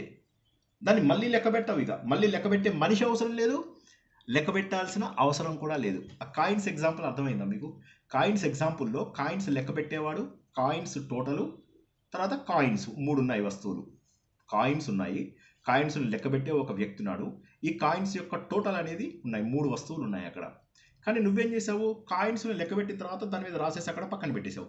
మళ్ళీ దాన్ని లెక్క పెట్టడానికి కాయిన్స్ అవసరం, ఒక వ్యక్తి అవసరమా? అవసరం లేదు. ఇంకా కాయిన్స్ అవసరమా? అవసరం లేదు. ఎందుకంటే అది ఒక కట్టగట్టేసావు, అయిపోయింది. దాన్ని ఒక కవర్లో పడేసావు. అదేవిధంగా నువ్వేమవుతావంటే ఈ 3 కూడా కలిసిపోతాయి ఓ అర్జున. ఈ 3 కూడా కలిసిపోతాయి. కాబట్టి బ్రహ్మ అనేది ఏంటో ఉంది తెలుసా? ఇది మొదట్లో నువ్వు 2గా నేను వేరు అది వేరు, నేను వేరు అది వేరు, నేను వేరు అది వేరు అన్నంత వరకు నీకు దేవుడు దగ్గర కాడు. అలా ఆలోచిస్తూ ఆలోచిస్తూ నేను భగవంతుడిలోనే ఉన్నాను అని చెప్పి తెలుసుకోవాలి అర్జున. బ్రహ్మ అందరికీ కూడా సదా స్ఫూర్తిని, చైతన్యాన్ని ఇచ్చేటటువంటి అర్జున. నీకు క్షేత్రం అంటే ఇంతకుముందు చాలా వివరంగా నేను తెలియజేశాను. కానీ నీకు ఉదాహరణపూర్వకంగా జ్ఞానం గురించి చెప్పాను అర్జున. నీకు జ్ఞేయం గురించి కూడా చెప్పాను. నీకు ఒక గుట్ట మీదకి ఎక్కాలంటే మెట్లు కావాలి, ఒక సరైనటువంటి దారి కావాలి. నువ్వు ఎక్కడికన్నా వెళ్ళాలి అంటే అది సాధన కావాలి ఓ అర్జున. ఆత్మ అంతటా ఉంది. అది నేను వర్ణిస్తుంటే నీకు ఏదో కొద్దిగా డౌట్గా తెలుస్తున్నావు. కానీ ఒకసారి గుర్తుంచుకో, ఇది పెద్ద సబ్జెక్టు. ఈ పెద్ద సబ్జెక్ట్ ఉన్నప్పుడు ఏం చేస్తాము? తల్లి ఏం చేస్తుంది? అన్నం చిన్న చిన్న ముద్దలుగా తినిపిస్తూ ఉంటుంది పిల్లాడికి.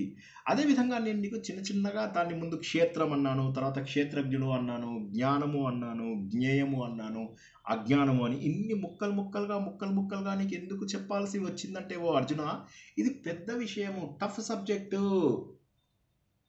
సబ్జెక్ట్ కాబట్టి నేను నీకు ఇది చాలా చిన్నగా బ్రేక్ చేసి చెప్పాను. ఆ బ్రేక్ చేసిన దాన్ని శ్రీనివాసు తనకు తోచిన పిచ్చి ఎగ్జాంపుల్స్ అన్నీ ఉపయోగించి చెప్పాడు.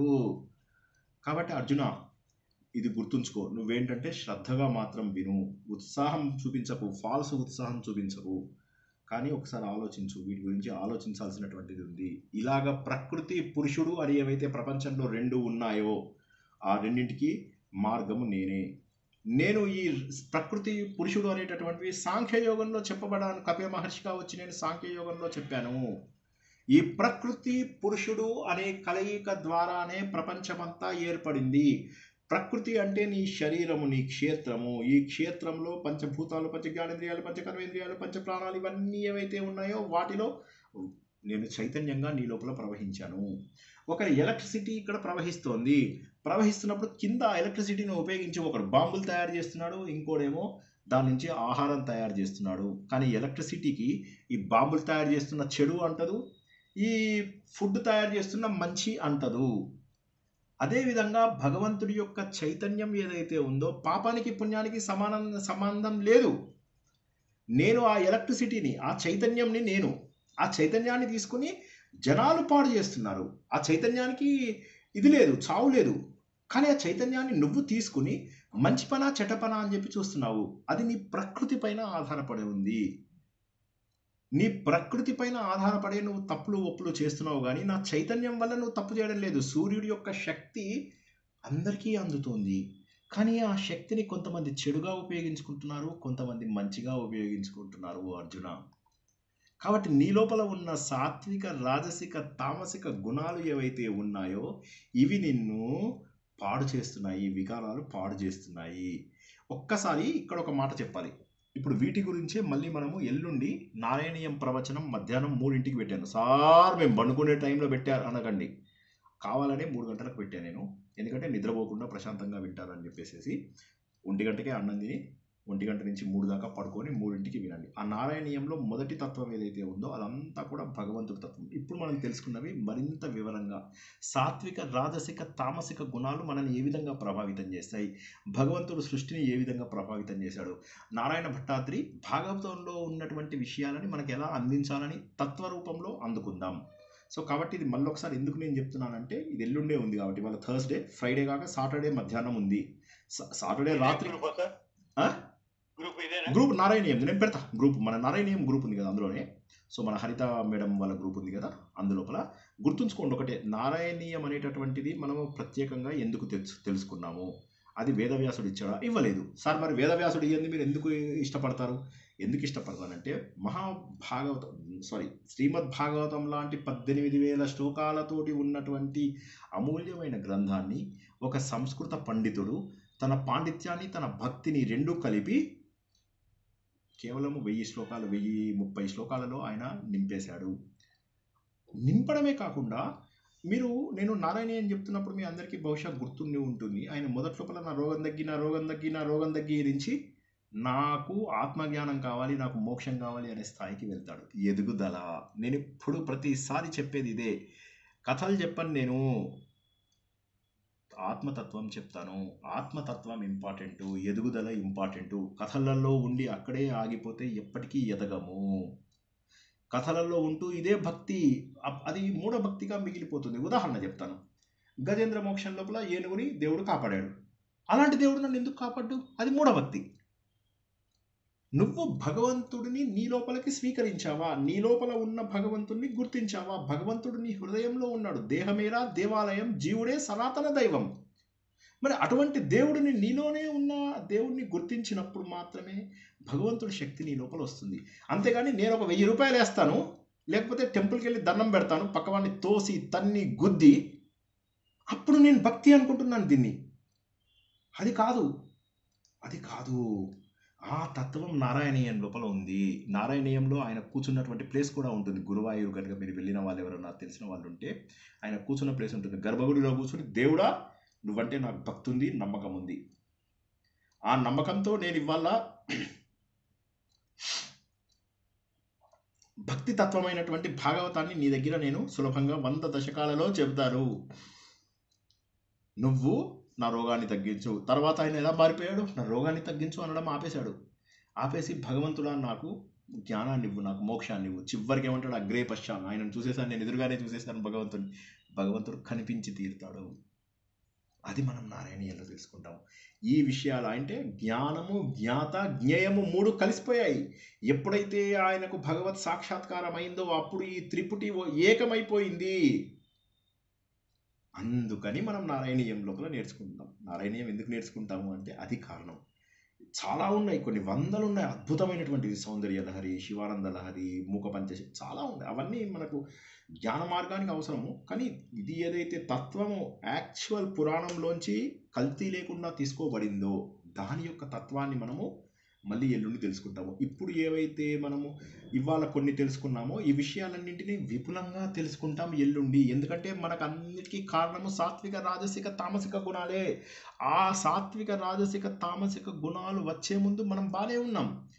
ఎప్పుడైతే స్టవ్ కింద ఫైర్ పెట్టామో, ఫైర్ ఎక్కువ పెడితేనేమో కాలిపోయింది, తక్కువ పెడితేనేమో నాకు అనుకున్నట్టుగా రాలేదు, మధ్య రకంగా పెడితే నాకు కావాల్సిన ఫుడ్ వచ్చింది.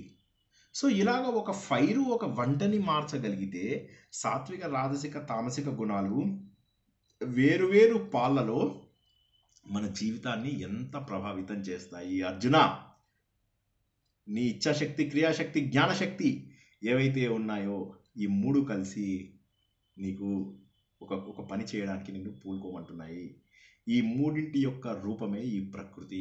ఈ సాత్విక గుణము, రాజస గుణము, తామస గుణము ఏవైతే ఉన్నాయో అందులో ఏది నువ్వు పెంచుకుంటే అదే అవుతుంది. కాబట్టి గుర్తుంచుకో, సాత్విక గుణం నుంచి కనుక నువ్వు వచ్చినట్టయితే చాలా వరకు సత్కర్మలు చేస్తావు. రాజస గుణం నుంచి వస్తే మధ్యస్థ కర్మ నుంచి నీచ కర్మల వరకు వెళ్తావు. తామస గుణంలో ఖచ్చితంగా ధర్మ విరుద్ధమైనటువంటి కర్మలే చేస్తావు, చెడ్డ పనులే చేస్తావు. చెడ్డ కర్మల నుంచి నీకు ఇవ్వాల కాకపోతే రేపైనా దుఃఖం వచ్చి తీరుతుంది ఓ అర్జున. సత్కర్మల నుంచి నీకు సుఖం ఉత్పన్నమవుతుంది. 20వ శ్లోకం ఎవరికైనా నోటికి వస్తే చదవండి. ఇక్కడికి క్లోజ్ చేద్దాం. ఇవాళ ఇది లాస్ట్. ఇవాళ మనం నెక్స్ట్ మిగతావి తర్వాత. ఎవరికైనా కార్యకారణ కర్తృత్వం అని ఒకటి ఉంటుంది. ఎవరికైనా నోటికి వస్తే, నాకు నోటికి రాదు, ఎవరికైనా వస్తే కొద్దిగా చదువుతారా? ఇవాళకి ఇక్కడ ముగించుకుందాం. ప్రశ్న జవాబులు అత్యద్భుతమైనటువంటి వచ్చామ్మా, నీకు వస్తే చదవండి. కార్యకరణ కర్తృత్వే హేతు ప్రకృతి రుచ్యతే పురుష సుఖ దుఃఖానాం భోక్తృత్వే హేతు రుచ్యతే. అది పురుషుల్లో సుఖ దుఃఖ, పురుషుడు అంటే ఈ శరీరం కలిగిన వాడిని పురుషుడు అంటాడు. పురి శయ, పురి అంటే ఈ శరీరము, శయ అంటే ఇందులో ఉన్నటువంటి వాడు, నిద్రించిన వాడు. మనమంతా కూడా పురుషులమే. పురుషులు అంటే మొగ, స్త్రీ అంటే అది కాదు. పురి శయ అంటే ఈ పురముని కలిగిన వాడు. నవద్వారే పురే దేహి అని చెప్పి కూడా మనం ఇంతకుముందు తెలుసుకున్నాం కదా. అది ఏమంటున్నాడు? ఈ సుఖము దుఃఖము అనేటటువంటి ఏవైతే ఉన్నాయో ఇవి ప్రకృతి యొక్క శక్తుల ద్వారా తయారవుతున్నాయి, దేవుడి వల్ల కాదు. నువ్వు చేస్తున్న పనుల వల్ల వస్తున్నాయి. ప్రకృతి ఉచ్యతే, కార్యము కారణము, కాజ్ అండ్ ఎఫెక్ట్, ఇవి దేని వల్ల వస్తున్నాయి? కర్తృత్వం వల్ల వస్తున్నాయి. హేతు ప్రకృతి ఉచ్యతే, హేతు అంటే కారణం, ప్రకృతి ఉచ్యతే, ప్రకృతి అని చెప్పి అనబడుతున్నాయి. సో ప్రకృతి వల్ల ఉన్నటువంటి ఈ 3 లక్షణాలలో నువ్వు మంచి పనులు చేస్తే సత్కర్మ, చెడ్డ కర్మలు చేస్తే దుష్కర్మ. వాటి ఫలితాన్ని నువ్వు పురుషుడు రూపంలో అనుభవిస్తున్నావు. పురుషుడు రూపంలో అంటే ఇందులోపల దైవశక్తి ఉన్నప్పుడే నువ్వు బాధ అనుభవించడానికి కూడా శక్తి ఉంటుంది. దైవశక్తి లేకపోతే పడిపోతావు. కాబట్టి ఆ బాధ అనుభవించాలన్నా కూడా దేవుడి శక్తి యూజ్ చేసుకుని బాధ అనుభవిస్తున్నావు. కానీ దేవుడు బాధ అనుభవించట్లేదు. ఈ పాయింట్ అర్థం కాని వాళ్ళు అడగండి ఒకసారి, మళ్ళీ చెప్తాను. దేవుడి శక్తి ఉండడం వల్ల నువ్వు బాధ అనుభవిస్తున్నావు, సుఖం అనుభవిస్తున్నావు. దేవుడి శక్తి అనుభవించడం వల్ల దేవుడు అనుభవిస్తున్నట్ట, అది నేను అనుభవిస్తున్నట్ట?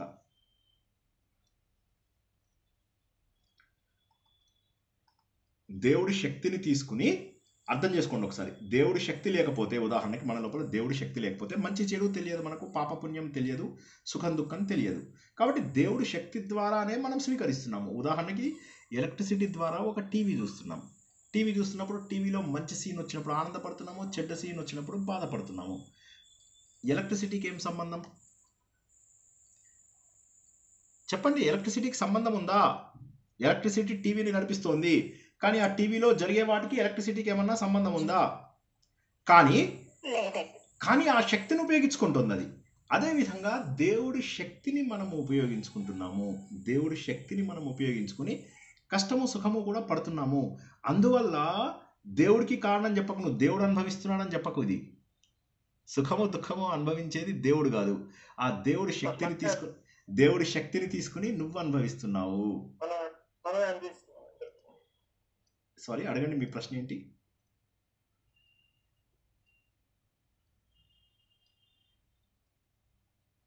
ఓకే, అది కాబట్టి ఏంటంటే సుఖ దుఃఖాలు ఎప్పుడైతే నీకు ఉన్నాయో అప్పటి వరకు కూడా ఆ సుఖ దుఃఖాలన్నీ శక్తిని స్వీకరించి నువ్వు అందుకుంటున్నావు. కానీ అది భగవంతుడికి దాన్ని చెప్పకు. ప్రకృతి పురుషులు. ఈ ప్రకృతి అనేది ప్రపంచంలో ఉన్న శక్తులన్నీ ప్రకృతి. ఇందులో ఉన్న చైతన్యం ఏదైతే ఉందో అది భగవంతుడు. ప్రకృతి పురుషుడు కలయిక లేనిదే ఈ ప్రపంచంలో ఏదీ లేదు. ఈ ప్రపంచంలో ఉన్నవన్నీ కూడా ప్రకృతి పురుషుల కలయికలే. అబ్బా, దయచేసి మ్యూట్లో పెట్టుకోండి.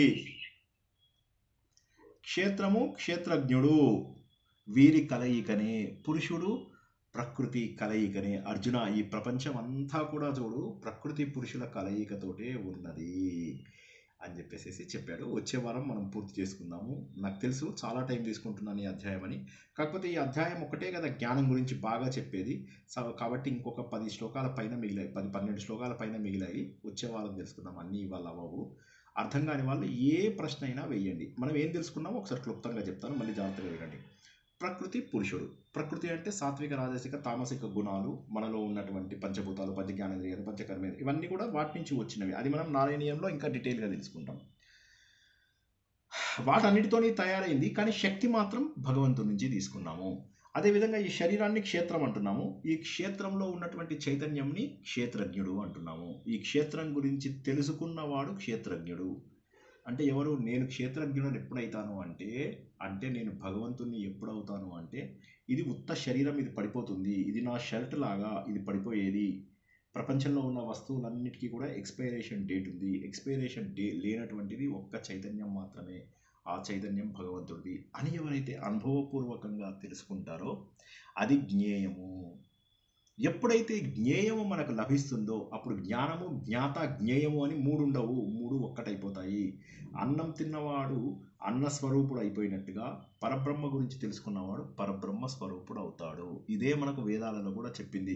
ఎవడైతే వేదముల గురించి తెలుసుకుంటాడో వాడు వేదవేత్త అవడమే కాకుండా వాడే వేద స్వరూపుడు అయిపోతున్నాడు.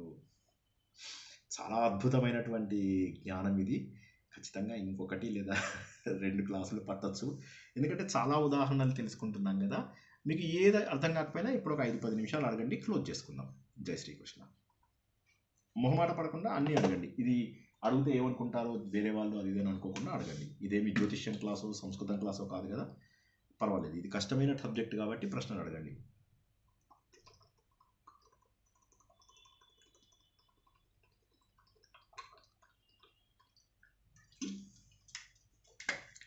ఎవరు ప్రశ్నలు అడగట్లేదు అంటే 2 విషయాలు ఉంటాయి. ఒకటేమో నేను బాగా చెప్పుండాలి, రెండోదేమో ఏమీ అర్థం కాలేదు. సో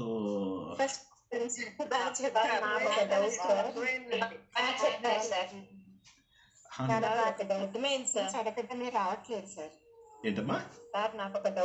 అడగండి. Very good. డౌట్ కావాలి, చెప్పండి. అయితే ఇప్పుడు మనకి మనలో అదే మనము పోయినప్పుడు ఈ చైతన్యము వేరే శరీరాన్ని తీసుకుంటుంది కదా, ఏదో ఒక దీన్ని మొత్తానికి ఒక జంతువు గాను ఒక మనిషి గాను ఒక వేరే దీంట్లోకి తీసుకెళ్తుంది వెళుతుంది. మరి ఇప్పుడు కరెంటు ఉంటుంది, ఒక ఇంట్లో మెయిన్ కరెంటు నుంచి మనకి బల్బో ఫ్యాన్ వస్తున్నాయి, అవి రిపేర్ అవుతున్నాయి. అప్పుడు అది ఎలా?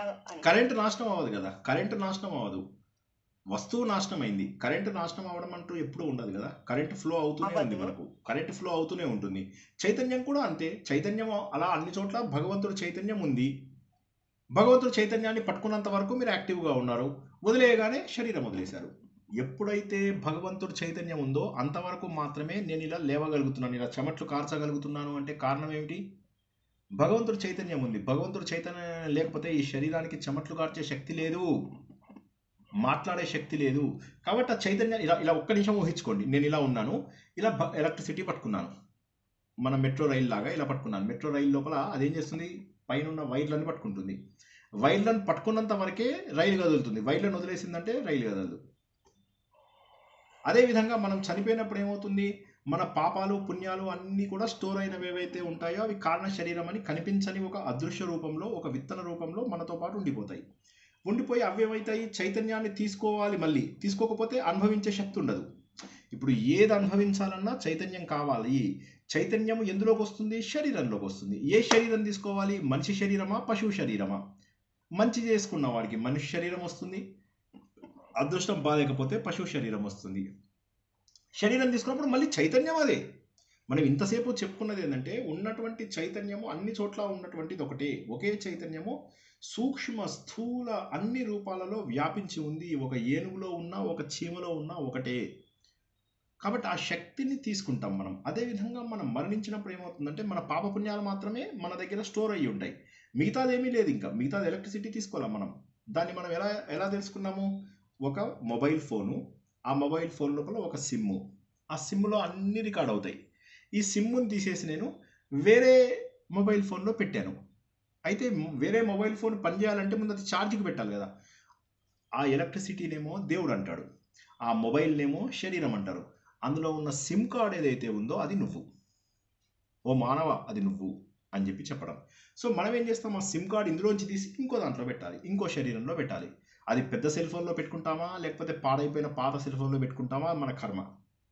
ఈ ఉదాహరణ అర్థం కాని వాళ్ళు ఎవరైనా అడుగుతారా? ఆవిడ లక్ష్మి గారే కాకుండా ఎవరైనా సరే అడగగలరా? ఈ ఉదాహరణ చాలా ఇంపార్టెంట్. ఇవి ఒకసారి అర్థమై జంతువుల్లో ఉంటే ఎలాగండి? విష జంతువుల్లో ఉంటే ఎలాగా? ఏంటమ్మా? ఇప్పుడు పాముల్లోనూ తేళ్లలోనూ విష జంతువులు ఉంటాయండి. అంటే మనం వస్తే మనం చంపేస్తా, ఆ పాపం చుట్టుకుంటుందా మనకి? ఏ చెడ్డ పని చేసినా పాపం చుట్టుకుంటుంది. మీరు దోమల్ని చంపితే పాపం చుట్టుకోదా? చీమల్ని చంపితే పాపం చుట్టుకోదా? అవి మనం చంపేస్తాయి కదండి. అంటే మన ఆత్మరక్షణ కోసం ఓకే, కానీ మీరు దోమల్ని చంపకండి కదా. మీరు అగరబత్తి పెడితే పారిపోతాయి అవి. మీరేంటంటే గొడ్డుతో పోయేదానికి గొడ్డలి పొట్టు, దాన్ని ఏం చేస్తున్నారు? మీరు ఎలక్ట్రిఫికేషన్ చేస్తున్నారు.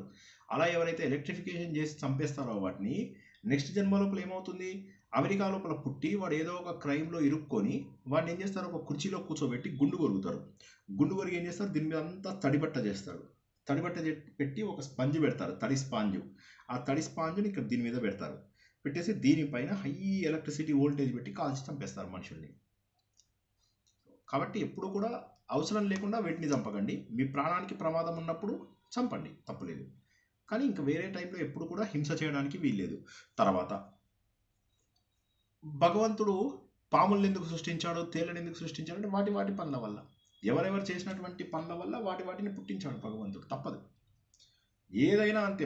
మనం రేపు పాముగా పుట్టమని గ్యారంటీ లేదు, మనం రేపు తేలుగా పుట్టమని గ్యారంటీ లేదు. ప్రకృతి అంతా కూడా కర్మ సిద్ధాంతంపై ఆధారపడి ఉంది. ఆ కర్మ సిద్ధాంతానికి మూలము భగవంతుడు. చెడుకు చెడు, మంచికి మంచి, ఇదే ప్రకృతి నియమము. కాబట్టి మనం ఏ రూపంలో పుడతామో అనే దానికి మనం చేసే కర్మలే కారణము. మనం తెలిసి తెలియక చేసేటటువంటి ప్రతి కర్మ మనల్ని వెంటాడుతూ ఉంటుంది. నవ్వుతూ చేసినటువంటి ప్రతి కర్మని ఏడుస్తూ అనుభవించి తీరవలసిందే. There is no escape at all.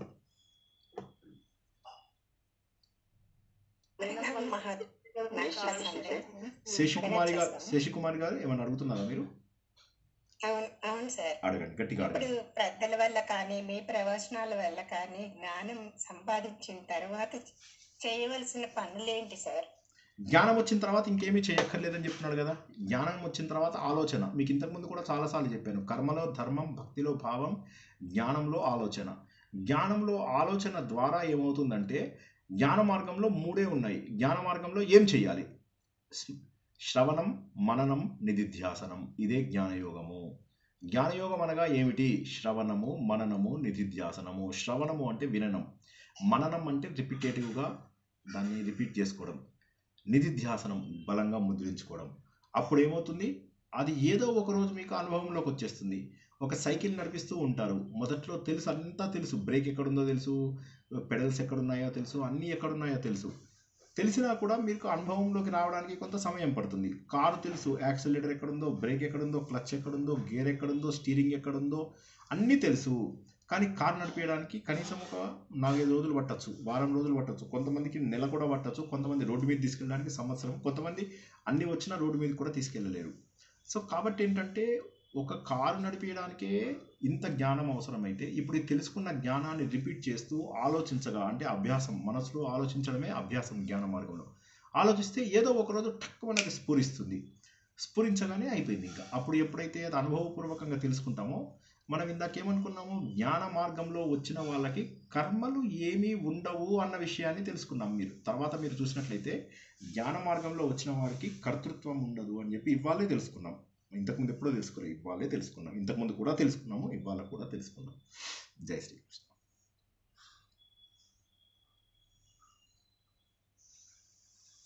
మరి మనం పని చేయకుండా ఉండలేం కదా సార్? అవును, పని ఎవరు చేయొద్దన్నారు? పని చెయ్యొద్దని ఎవరన్నారు? పని చెయ్యాలి, కానీ దానిపైన కర్తృత్వ భావన ఉండదు ఇంకా మీకు. ఇప్పుడు మీకు ఇదే మాట నేను అంటే ఒక 1,00,000 సార్లు మన ప్రతి ప్రవచనంలో ఏం తెలుసుకున్నామంటే, కర్తృత్వ భావన లేకుండా ఆటోమేటిక్గా దేహ పోషణకై పనులు జరిగిపోతూ ఉంటాయి అంతే. అంతేగాని మీరు దాన్ని ఏంటంటే ప్రత్యేకంగా ఇది నా పని, ఇది నేను చేస్తున్నాను అనేటటువంటి కర్తృత్వ భోక్తృత్వ భావనలు ఉండవు. ఇప్పుడు రమణ మహర్షి గాలి పీల్చుకున్నాడా? లేదా. రమణ మహర్షి నీళ్లు తాగాడా? లేదా. రమణ మహర్షి బాత్రూమ్కి వెళ్ళాడా? లేదా. వెళ్ళాడు. ఇవన్నీ కూడా దేహానికి సంబంధించినటువంటి కర్మలు. వీటన్నిటిని ఇవాళ నేను చేస్తున్నాను, ఇవాళ నేను నీళ్లు తాగాను కాబట్టి గొప్పవాణ్ణి అని చెప్పి అనుకున్నాడా? అనుకోడు. ఇవి జరిగిపోవలసిన పనులు అలా జరిగిపోతున్నాయి అనుకుంటారు అంతే. అంటే కామకర్మలు చేస్తూ ఉండాలి అని చెప్తున్నారు కదండి. అంటే దేహ కర్మలు తప్పదు కదా. దేహ కర్మలు తప్పవు. దేహ కర్మలు చేస్తుంటాము. అయితే దేహ కర్మలు చేస్తున్నాము, తర్వాత కర్మయోగంలో ఉన్నవాడు కానీ మనలాంటి వాళ్ళు కానీ ఏ పని పడితే ఆ పని చేయకూడదని మనం ఎన్నోసార్లు తెలుసుకున్నాం. మనం ఏంటని తెలుసుకున్నాము? నిత్య కర్మలు, నైమిత్తిక కర్మలు, ప్రాయశ్చిత్త కర్మలు తప్పక చెయ్యాలి అని చెప్పి తెలుసుకున్నాం. ప్రతి ఒక్కడు ఇర్రెస్పెక్టివ్ ఆఫ్ కర్మయోగి, జ్ఞానయోగి, ఫర్గెట్ అబౌట్ ఎవ్రీథింగ్. నిత్య కర్మలు, డైలీ చేసే కర్మలు, నైమిత్తిక కర్మలు, ఒక పద్ధతి ఒక కారణం ద్వారా తెలిసే కర్మలు, ప్రాయశ్చిత్త కర్మలు, ఇవి అందరూ చేయవలసినవి. మరి చెయ్యకూడనివి ఏంటి సార్? ఉన్నాయి. అవేంటంటే కామ్యక కర్మలు, కోరికతో చేసే పనులు చెయ్యకూడదని దేవుడే చెప్పాడు, శ్రీనివాస్ చెప్పలా. మొదటిది. రెండోది నిషిద్ధ కర్మలు, చెయ్యకూడని కర్మలు. టెంపుల్కి వెళ్ళి పక్కవాడిని తొయ్యడము, టెంపుల్ లోపల స్పెషల్ దర్శనాలు చేయడము, తర్వాత ఇవన్నీ తప్పు మార్గాలలో వెళ్ళడము, మఠాలకు పీఠాలకు వెళ్ళి వాళ్ళకి పైసలు ఇచ్చి కోరికలు కోరుకోవడము, ఇవన్నీ కూడా తప్పు పనులే. ఇవన్నీ కూడా నిషిద్ధ కర్మలు. సో నిషిద్ధ కర్మలు చేయకూడదు, కామ్య కర్మలు చేయకూడదు. నిత్య నైమిత్తిక ప్రాయశ్చిత్త కర్మలు చేయవచ్చు. ఎవరైతే జ్ఞానయోగి ఉంటాడో ఆయన దేహం జరిగిపోతూ ఉంటాయి, దేహానికి ఇంకా ఆయనకు సంబంధం ఉండదు, ఆయన దేహంతో పెద్ద ఇది ఉండదు. రమణ మహర్షి బట్టలు లేకుండా కూర్చున్నాడు, శుకబ్రహ్మ బట్టలు లేకుండా వెళ్ళి తిరుగుతుండేవాడు. వాళ్ళకి దేహం పైన ధ్యాస లేదు. అందుకే నిన్న చెప్పుకున్నాం కదా, ఆడవాళ్ళందరూ కూడా అక్కడి నుంచి శుకబ్రహ్మ వెళ్తుంటే అలా ఆయనను చూస్తూ ఉండిపోయారట, మహానుభావుడు వచ్చాడు జ్ఞానయోగి అని. వెనక నుంచి వేదవ్యాసుడు, ఎవరైతే శుకబ్రహ్మ యొక్క తండ్రో, ఆయన ఏడుస్తూ వస్తున్నాడు, ఓ కుమారా ఆగు అని. ఆయన ఏడుస్తున్న దాన్ని చూసి శుకబ్రహ్మకి మనసు కరగలేదు. కానీ చెట్లు, చేమలు, పుట్టలు, పక్షులు అన్నీ కూడా నాన్న నాన్న నాన్న, ఆయన కుమారా అన్నప్పుడల్లా తండ్రి ఓ తండ్రి ఓ తండ్రి అని చెప్పి ఏడుస్తున్నాయట. కానీ శుకబ్రహ్మ మాత్రం అలా నిశ్చింతగా వెళ్ళిపోతున్నాడు. ఈ వేదవ్యాసుడు అక్కడి నుంచి వెళ్తున్నాడు. ఈ ఆడవాళ్ళందరూ చూశారు, వేదవ్యాసుడు వస్తున్నాడు, దబదబ బట్టలు వేసేసుకున్నారు. ఈయన అడుగుతాడు, నేను ఇన్ని పురాణాలు రాశాను, ఇంత వేద జ్ఞానం ఉంది, ఇంత ఉంది, నన్ను చూసి మీరు బట్టలు వేసుకున్నారు, నా కొడుకు వెళ్తుంటే మీరు ఏమీ చేయలేదు. ఆయన జ్ఞానయోగి, ఆయనకి ఏది తెలియదు. ఆయన ప్రపంచంలో ఏది ఇంకా అంతా ఆయన ఇది ఆడ, ఇది మొగ, ఇది దేవుడికి రూపం లేదు, రంగు లేదు, వాసన లేదు, ఇవి లేవు. ప్రపంచంలో ఉన్నదంతా ఒకే చైతన్యము అనే భావిస్తున్న వ్యక్తికి వికారాలు ఎక్కడ ఉంటాయి? అందుకే మీకు తెలుసు అవన్నీ, ఆయనకి ఏమీ తెలియదు. ప్రపంచమంతా మాయా అని చెప్పి ఆయనకు తెలుసు. ఆయన పుట్టుకతోటే ప్రపంచమంతా మాయా అని చెప్పి తెలుసుకున్నవాడు, బ్రహ్మ సత్యం అని చెప్పి తెలుసుకున్నవాడు. అందుకోసం అని చెప్పేసి ఆయన దగ్గర మేము బట్టలు వేసుకోవాల్సిన అవసరం కూడా లేదు అని చెప్పి చెప్పారు. జై శ్రీకృష్ణ.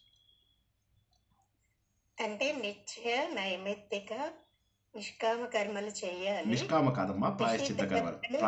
కర్మలు చేయకూడదు అంటున్నారు. ప్రాయశ్చిత్త కర్మలు చేయాలి అని చెప్పారు. నిత్య నైమిత్తిక ప్రాయశ్చిత్త కర్మలు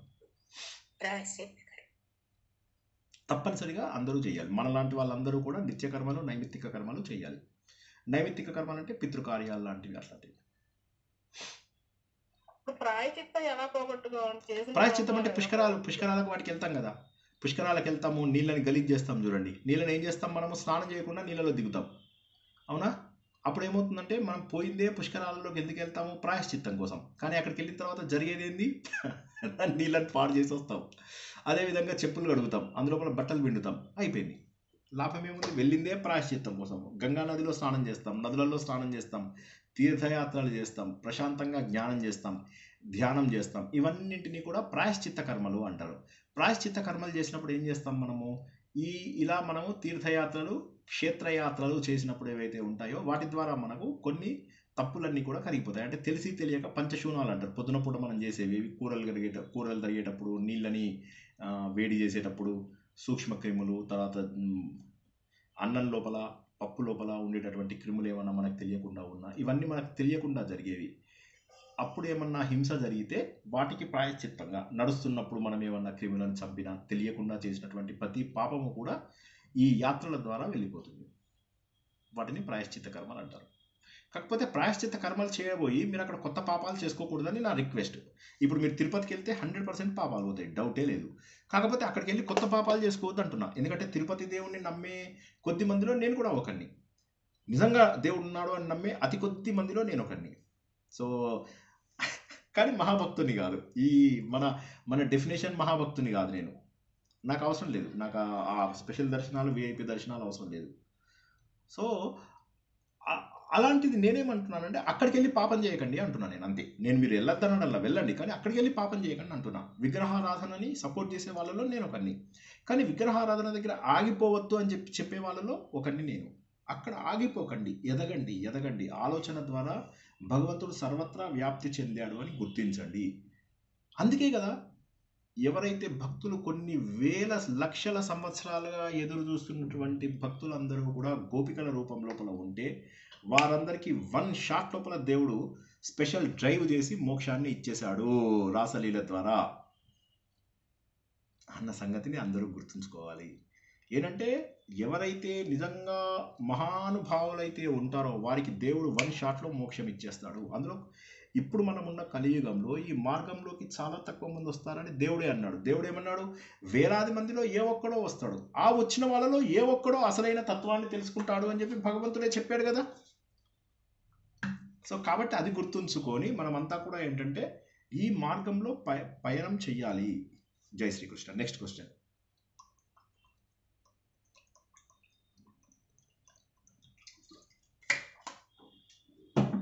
చాలా బాగా చెప్పారు సార్, ధన్యవాదములు సార్. అవి లింక్స్ అన్ని ఎక్స్పైర్ అయినాయి సార్, మళ్ళీ ఒక్కసారి పెట్టా, కొంతమంది అడుగుతున్నారు.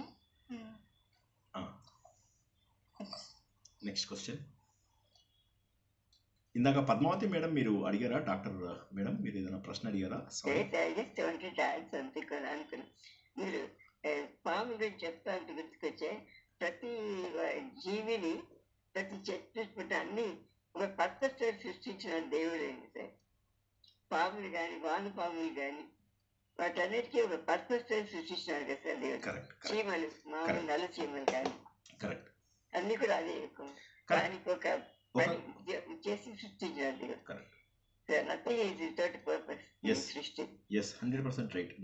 చిన్న చిన్న పువ్వుల్లో మనం గడ్డి పువ్వుల్లో చూస్తే అది అరేంజ్మెంట్ ఆఫ్ ద కలర్స్ కూడా అది మన న్యాచురల్ ఆర్టిస్ట్ చేయలేదు, అది సంథింగ్ చెప్పి beyond imagination.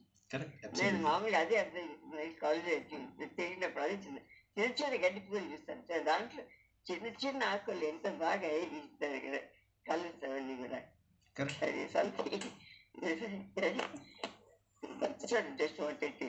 No, it's absolutely right, and that's where we have to understand that there is a great presence of God in everything.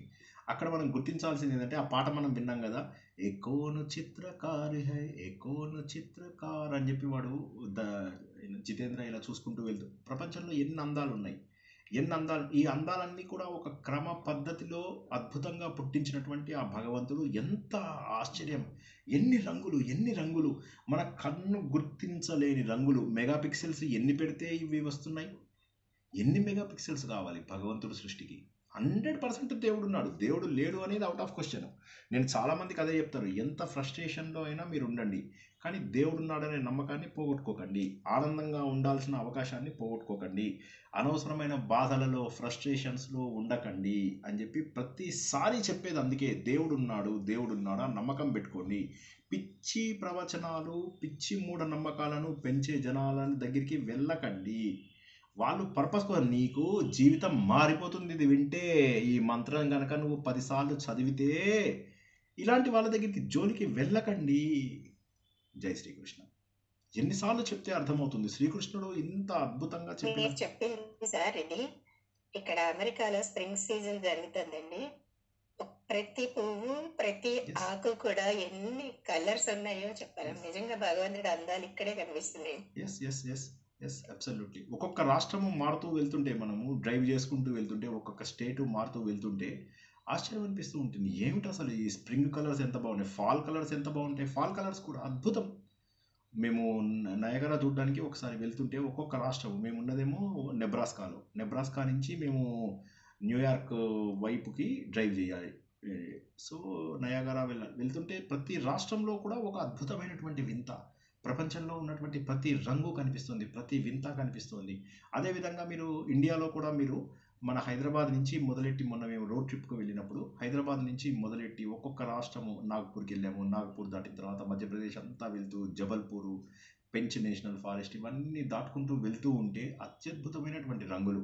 ఎక్కడో కాలిఫోర్నియాలో ఉన్నామా అంతకంటే ఎక్కువ అందాలు, అద్భుతమైనటువంటి చెట్లు, దట్టమైనటువంటి అరణ్యాలు, వాటిలో అందమైనటువంటి రంగులు, కొన్ని గ్రీన్ కలర్, ఒక గ్రీన్ కలర్లోనే 30 రకాల గ్రీన్ కలర్స్ ఉంటాయా? సో ఎంత గొప్పదైనటువంటిది నా ప్రపంచము అని చెప్పేసి అనిపిస్తూ ఉంటుంది మనకు. జై శ్రీకృష్ణ. అసలు ఇండియా లాంటి దేశము ప్రపంచంలో ఉందా అనిపిస్తుంది సార్. ఇండియా లాంటి కల్చర్, కంట్రీ ఇక్కడ పుట్టడమే మన అదృష్టము. అండ్ ఆ అదృష్టాన్ని తెలుసుకోకపోవడం దురదృష్టం. హిందూ ధర్మంలో పుట్టడము, ఇండియాలో పుట్టడము అనేది అదృష్టం. ఎందుకంటే ప్రపంచంలో మిగతా దేశాలన్నీ కూడా ఆర్టిఫిషియల్గా డెవలప్ అయ్యాయి, మన దేశము న్యాచురల్గా డెవలప్ అయింది. ఇండియా మధ్య నుంచి మొదలెట్టి ఒక 2000 కిలోమీటర్ల వైపు అటు ఇటు, అంటే సుమారుగా ఇండోనేషియా వరకు, ఇటువైపు ఆఫ్ఘనిస్తాన్ వరకు, చైనాలో చాలా భాగం, ఇది మాత్రమే దేవుడు తన కోసం సృష్టించినటువంటిది. జంబూ ద్వీపము ఏదైతే ఇప్పుడు మనం చెప్పుకుంటామో, ఈ మేరో దక్షిణ దిగ్భాగే అని మనం ఒకసారి నారాయణీయం చెప్పుకుంటున్నప్పుడు గ్లోబ్ పెట్టి చూపించాను నేను మీ అందరికీ. ఆ భాగాన్ని దేవుడు అద్భుతంగా సృష్టించాడు. మిగతావన్నీ ఏవైతే ఉన్నాయో అవన్నీ తర్వాత డెవలప్ అయ్యాయి. అమెరికా కూడా ఎలా డెవలప్ చేశారు? అమెరికాలో ఎలా వచ్చిందంటే, బ్రిటన్ వాళ్ళు ఫస్ట్ ఇండియాని కనుక్కోండి, ఇండియా ప్రపంచంలో గొప్ప దేశము, అది కనుక్కోండి అని చెప్పి కొలంబస్ని పంపిస్తే, వాడు రెడ్ ఇండియన్స్ చూసి ఇదే ఇండియా అని చెప్పి చెప్పాడు వాళ్ళకి. అప్పట్లో ప్రతి ఒక్కడు ప్రపంచంలో భారతదేశం వైపే ప్రయాణం. ఎందుకంటే ఇది రిచెస్ట్ కంట్రీ, రిచెస్ట్ కల్చర్. జనాలకు సరైనటువంటి నూలు, బట్టలు కట్టుకోవడం ఇటువంటి తెలియని సమయంలో మన దగ్గర చీనాంబరాలతోటి జనాలందరూ కనిపిస్తుండే వాళ్ళు. మన రాజులు, రాముళ్ళు చూసుకుంటే, ఒకప్పటిది చూసుకుంటే మన కల్చరు ఎప్పటి నుంచో ఉంది. జ్యోతిష్యం ఎన్నో ఏళ్ల కింద డెవలప్ అయింది, 2-3 వేల సంవత్సరాల కిందే డెవలప్ అయింది. ఆర్యభట్ట సున్నాని కనుక్కోవడం నుంచి మొదలెట్టి, పై కనుక్కున్నప్పటి నుంచి, పైథాగరస్ థీరం మనం కనుక్కున్నప్పటి నుంచి, భాస్కర కనుక్కున్నటువంటి నియమాల గురించి, ఇవన్నీ చూస్తే ఆశ్చర్యం. భారతదేశం అనేటటువంటి దగ్గర మాత్రమే సరైనటువంటి భోజనం, ఒక దగ్గర రైసు, ఒక దగ్గర గోధుమ, ఈ ప్రపంచంలో ఎక్కడ పండుతాయి? ఇప్పుడు అన్ని చోట్ల ఆర్టిఫిషియల్గా పండిస్తున్నారు. కానీ ఇండియా, చైనాలో కొంత భాగము, ఇండోనేషియా, ఆఫ్ఘనిస్తాన్ వరకు మాత్రమే దేవుడు అన్ని రకాల జీవులు బతకడానికి అత్యద్భుతంగా క్రియేట్ చేశాడు. ప్రపంచంలో కొన్ని వేల మంది విద్యార్థులు మన దగ్గర చదువుకోవడానికి వచ్చేవాళ్ళు. నలంద, తక్షశిల ఇవన్నీ ఏమిటి? అద్భుతమైన యూనివర్సిటీస్. ఎక్కడెక్కడి నుంచో వచ్చేవాళ్ళు చదువుకోవడానికి. అలావుద్దీన్ ఖిల్జీ ఆ రోజుల లోపల దోచుకున్నవన్నీ దోచుకున్నాడు. ఈ లైబ్రరీస్ ఇవన్నీ ఏవైతే ఉన్నాయో కాల్ చేశాడు. ఒక చిన్న రూమర్ ఏంటంటే, ఆ రోజుల్లో వాడు నలంద యూనివర్సిటీని కాల్ చేసినప్పుడు ఎంత దారుణం అంటే, ఆ లైబ్రరీ మొత్తం కాలిపోవడానికి 1 వారం రోజులు పట్టింది. అంటే అన్ని పుస్తకాలు మనం నాశనం చేసేసుకున్నాం. ఈ రోజుకు కూడా హిందువులు కళ్ళు తెరిచారా? లేదు. మఠాధిపతులు, పీఠాధిపతులు మాట్లాడుతున్నారా? మనకెందుకు వచ్చింది, ఎవరికి మాట్లాడితే ఏమవుతుందో, అంతే. మన ధర్మాన్ని అప్పటి నుంచే వీళ్ళందరూ నాశనం చేశారు. ఈ మఠాధిపతులు, పీఠాధిపతులు, ఈ ప్రవచనకర్తలు, ఈ డబ్బు కోసం చేసే ఈ పాపాత్ములు అందరూ కూడా, వీళ్ళందరూ వచ్చే జన్మలో కుక్క చావు చస్తారు ఖచ్చితంగా. ఎందుకంటే దేశాన్ని, ధర్మాన్ని కాపాడలేని వాడు, దేశం గురించి, ధర్మం గురించి మాట్లాడలేని వాళ్ళకి అవతల వాళ్ళ పైసలతోటి వీళ్ళు మంగళహారతి చేసుకుంటారు. మంది సొమ్ముతో మంగళహారతి చేసుకుంటున్నటువంటి పాపాత్ములే వీళ్ళందరూ. మీరు డబ్బిస్తే వద్దని అంటారా? డొనేషన్స్. ఎందుకంటే నడిపించాలంటారు. ఏం నడిపిస్తాడు వాడు? 10 బ్రాంచులు పెడతాడు, 100 బ్రాంచులు పెడతాడు. 170 దేశాల్లో వ్యాపించిపోయారు వీళ్ళు. కొన్ని దేశాలు కొనుక్కోగల సమర్థత ఉంది వీడికి. నిజంగా కనుక మన ఇండియాలో ఉన్న ఆర్ట్ ఆఫ్ లివింగ్, ఇషా వాళ్ళు కొనుక్కోవాలంటే పాకిస్తాన్ని, ఆఫ్ఘనిస్తాన్ని కలిసి కొనుక్కోగలరు వాళ్ళు. అంత డబ్బు ఉంది వాళ్ళ దగ్గర. ఎంత డబ్బు సంపాదించేశారు వీళ్ళంతా హ్యూజ్గా. ఒక్క దత్తపీఠమే మన మొత్తం దేశంలో సగం భాగాన్ని కొనుక్కోగలరు వాళ్ళు. విపరీతంగా సంపాదించేశారు. డబ్బు డబ్బు డబ్బు డబ్బు డబ్బు డబ్బు డబ్బు డబ్బు డబ్బు డబ్బు. ఇంత గొప్ప దేశాన్ని, మన ధర్మాన్ని నిలబెడదామని ఎవరు వచ్చారో ముందుకు చెప్పండి. వీళ్ళెవరు మాట్లాడారు కూడా. స్పెషల్ డ్రైవ్లు చేసుకుంటూ వచ్చి కంచి పీఠాధిపతులు వీళ్ళు వాళ్ళు వచ్చేసేసి డబ్బులు ఎలా కలెక్ట్ చేస్తారో చెప్పండి. మా కాళ్ళు గడిపితే ఇంత డబ్బు, ఇంటికి వస్తే ఇంత డబ్బు. వాళ్ళ దగ్గర మనం ఇంకా బానిసలుగా బతుకుతూ మనుజుడై పుట్టి మనుజుని సేవించి అనుదినము దుఃఖం అందనేలా. ఆ రోజుల్లో త్యాగయ్య ఏమన్నాడు? ఇదా బతుకు? మాది ఒక బతికేనా సందులలో పందుల వలె. మనం పందుల్లాగా బతకాల్సిన అవసరం ఉందా? ఒకసారి ఆలోచించండి. ధర్మానికి తగ్గ జీవనం గడపమని చెప్పి రాముడు శ్రీకృష్ణుడి దగ్గర మనం నేర్చుకుని ఇలాంటి పాపాత్ముల దగ్గర కోరికల కోసం మనకేదో తీరుతుంది, ఏదో నేను బానిసగా బతుకుతాను నా గురువుగారు ఏది చెప్తే కాదు. ఆలోచించండి. శ్రీకృష్ణ భగవానుడు ఇంత గొప్ప విద్య ఎందుకు ఇచ్చాడు? మనం ఆలోచించడానికి ఇచ్చాడు. గర్వించండి, హిందువుగా పుట్టినందుకు గర్వించండి. దేవుడి పైన పూర్తి స్థాయి నమ్మకం ఉంచండి. ఎవరికి బానిసలుగా మారకండి. Work like a master, not like a slave. జై శ్రీకృష్ణ. నెక్స్ట్ ఏదైనా ప్రశ్న ఉంటే అడగండి, లేకపోతే 10:30 అయిపోయింది కదా. రేపు ఎప్పట్లాగే మనకు ఇది ఉంటుంది, ఏమంటారు, విష్ణు సహస్రనామంలో భగవంతుడి యొక్క రూపాన్ని మరింత విస్తారంగా తెలుసుకుందాం. గుర్తుంచుకోండి, విష్ణు సహస్రనామం చదివిన ప్రతిసారి దేవుడి యొక్క లక్షణాలు మనకు ముందుకు రావాలి. అది గుర్తుంచుకోండి. విష్ణు సహస్రనామం మొత్తము తాత్వికంగా తెలుసుకుంటున్నాము. ఎల్లుండి 2 ప్రవచనాలు ఉన్నాయి. మళ్ళీ చెప్తున్నా, పొద్దున మధ్యాహ్నం 3ంటికి నారాయణీయము, మీరు పడుకోకుండా రాత్రి మళ్ళీ 9ంటికి సంపూర్ణ మహాభారతం తత్వరూపం లోపల తెలుసుకుంటాము. నారాయణీయము కొద్దిగానే జరిగింది, 3 దశకాలే అయ్యాయి కాబట్టి అంతవరకే తెలుసుకుంటాము. తత్వరూపంలోనే తెలుసుకుంటాము. మనం నేర్చుకుంటున్నటువంటి ప్రతిదీ తత్వరూపమే. అన్ని వేదసారము తత్వమే. నిన్న వేదసారం ఎలా తెలుసుకున్నాం చూడండి. వాయు సూక్తంని ప్రపంచ శక్తులతో కలుపుకొని చెప్పుకున్నాం మనం. గుర్తుంచుకోండి ఒకటే, మనము అద్భుతమైన జ్ఞానాన్ని స్వీకరిస్తున్నాము. ఎన్నో కోట్ల జన్మల అదృష్టం ఉంటేనే ఈ జ్ఞానాన్ని స్వీకరించగలుగుతాము. తాత్విక చింతన, వైరాగ్య సాధన, ఇవన్నీ ఎన్నో జన్మల అదృష్టము. ఎవరికో బానిసలుగా ఉండి వాడు ఏది చెప్తే అది వింటే సరిపోదు. మీరు బానిసలు కారు, సర్వస్వతంత్రులు, ముముక్షువులు మీరంతా. మనము బందీలము కాదు. ఎవరికి బద్ధులము, ఎవరికి బందీలము కాదు. కేవలము ప్రకృతి శక్తులను మనము జయించగలిగి భగవంతుడిని చేరుకోగలగాలి. మన పైన ఉన్నటువంటి మాయ ఏదైతే ఉందో దాన్ని దాటితే భగవంతుడు ఆటోమేటిక్గా he will take you to the next level. జై శ్రీకృష్ణ. లాస్ట్ క్వశ్చన్ ఎవరికైనా ఉంటే తీసుకుందాం, లేకపోతే రేపు విష్ణు సహస్రనామం 9 గంటలకి, ఎల్లుండి నారాయణీయం అండ్ సంపూర్ణ మహాభారతం. ఆ తర్వాత ఇంకొక విషయము, మనకు సులభ జ్యోతిష్యము క్లాసు వచ్చే నెల 23, అంటే సరిగ్గా ఇవాటి నుంచి 1 మంత్లో మనం మళ్ళీ సులభ జ్యోతిష్యం లెవెల్ 1 ప్రారంభిస్తున్నాము. ఇప్పుడు ఏదైతే లెవెల్ 1 నడుస్తుందో అది లాస్ట్ క్లాసు వచ్చే మంగళవారంతో అయిపోతుంది. లెవెల్ 1 వాళ్ళకి లెవెల్ 2 మళ్ళీ నేను జూన్ మధ్యలో ప్రారంభిస్తాను. లెవెల్ 1 జ్యోతిష్యం ఏదైతే ఉందో అది మళ్ళీ మనకు మే 23న ప్రారంభమవుతుంది. ఇందులో ఎవరైనా మిస్ అయిన వాళ్ళు, ఆల్రెడీ మిస్ అయ్యి మధ్యలో మానేసిన వాళ్ళు ఉంటే మళ్ళీ నేర్చుకోవడానికి ప్రయత్నం చేసుకోండి. వేదం యొక్క ఒక అంగము జ్యోతిష్యము. ఎంత నేర్చుకోగలిగితే అంత నేర్చుకోండి. జై శ్రీకృష్ణ. సార్ అంటే ఫస్ట్ నుంచి సార్ మళ్ళీ మొదటి నుంచి మళ్ళీ లెవెల్ 1 లెవెల్ 1 మే 23న ప్రారంభమవుతుంది. ఓకేనా? మన టీచర్లే నేర్పిస్తారు. మన రాధికా మేడం, రజనీ మేడం, శర్మ గారు, మన మణి మేడం, వీళ్ళే నేర్పిస్తారు. ఎవరికి టైం ఉన్నప్పుడు వాళ్ళు నేర్పిస్తారు. జై శ్రీకృష్ణ.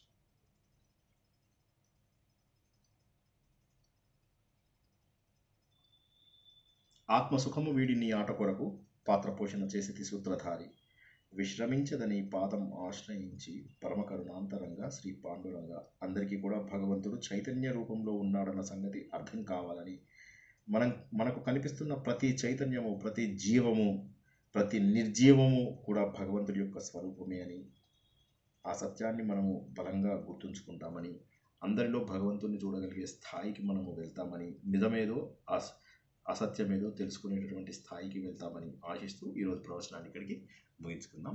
జై శ్రీకృష్ణ. జై గురుదేవ, జై గురుదేవ, జై శ్రీకృష్ణ. నిర్జీవం అన్నారు సార్. నిర్జీవం అంటే చరాచరం అనే?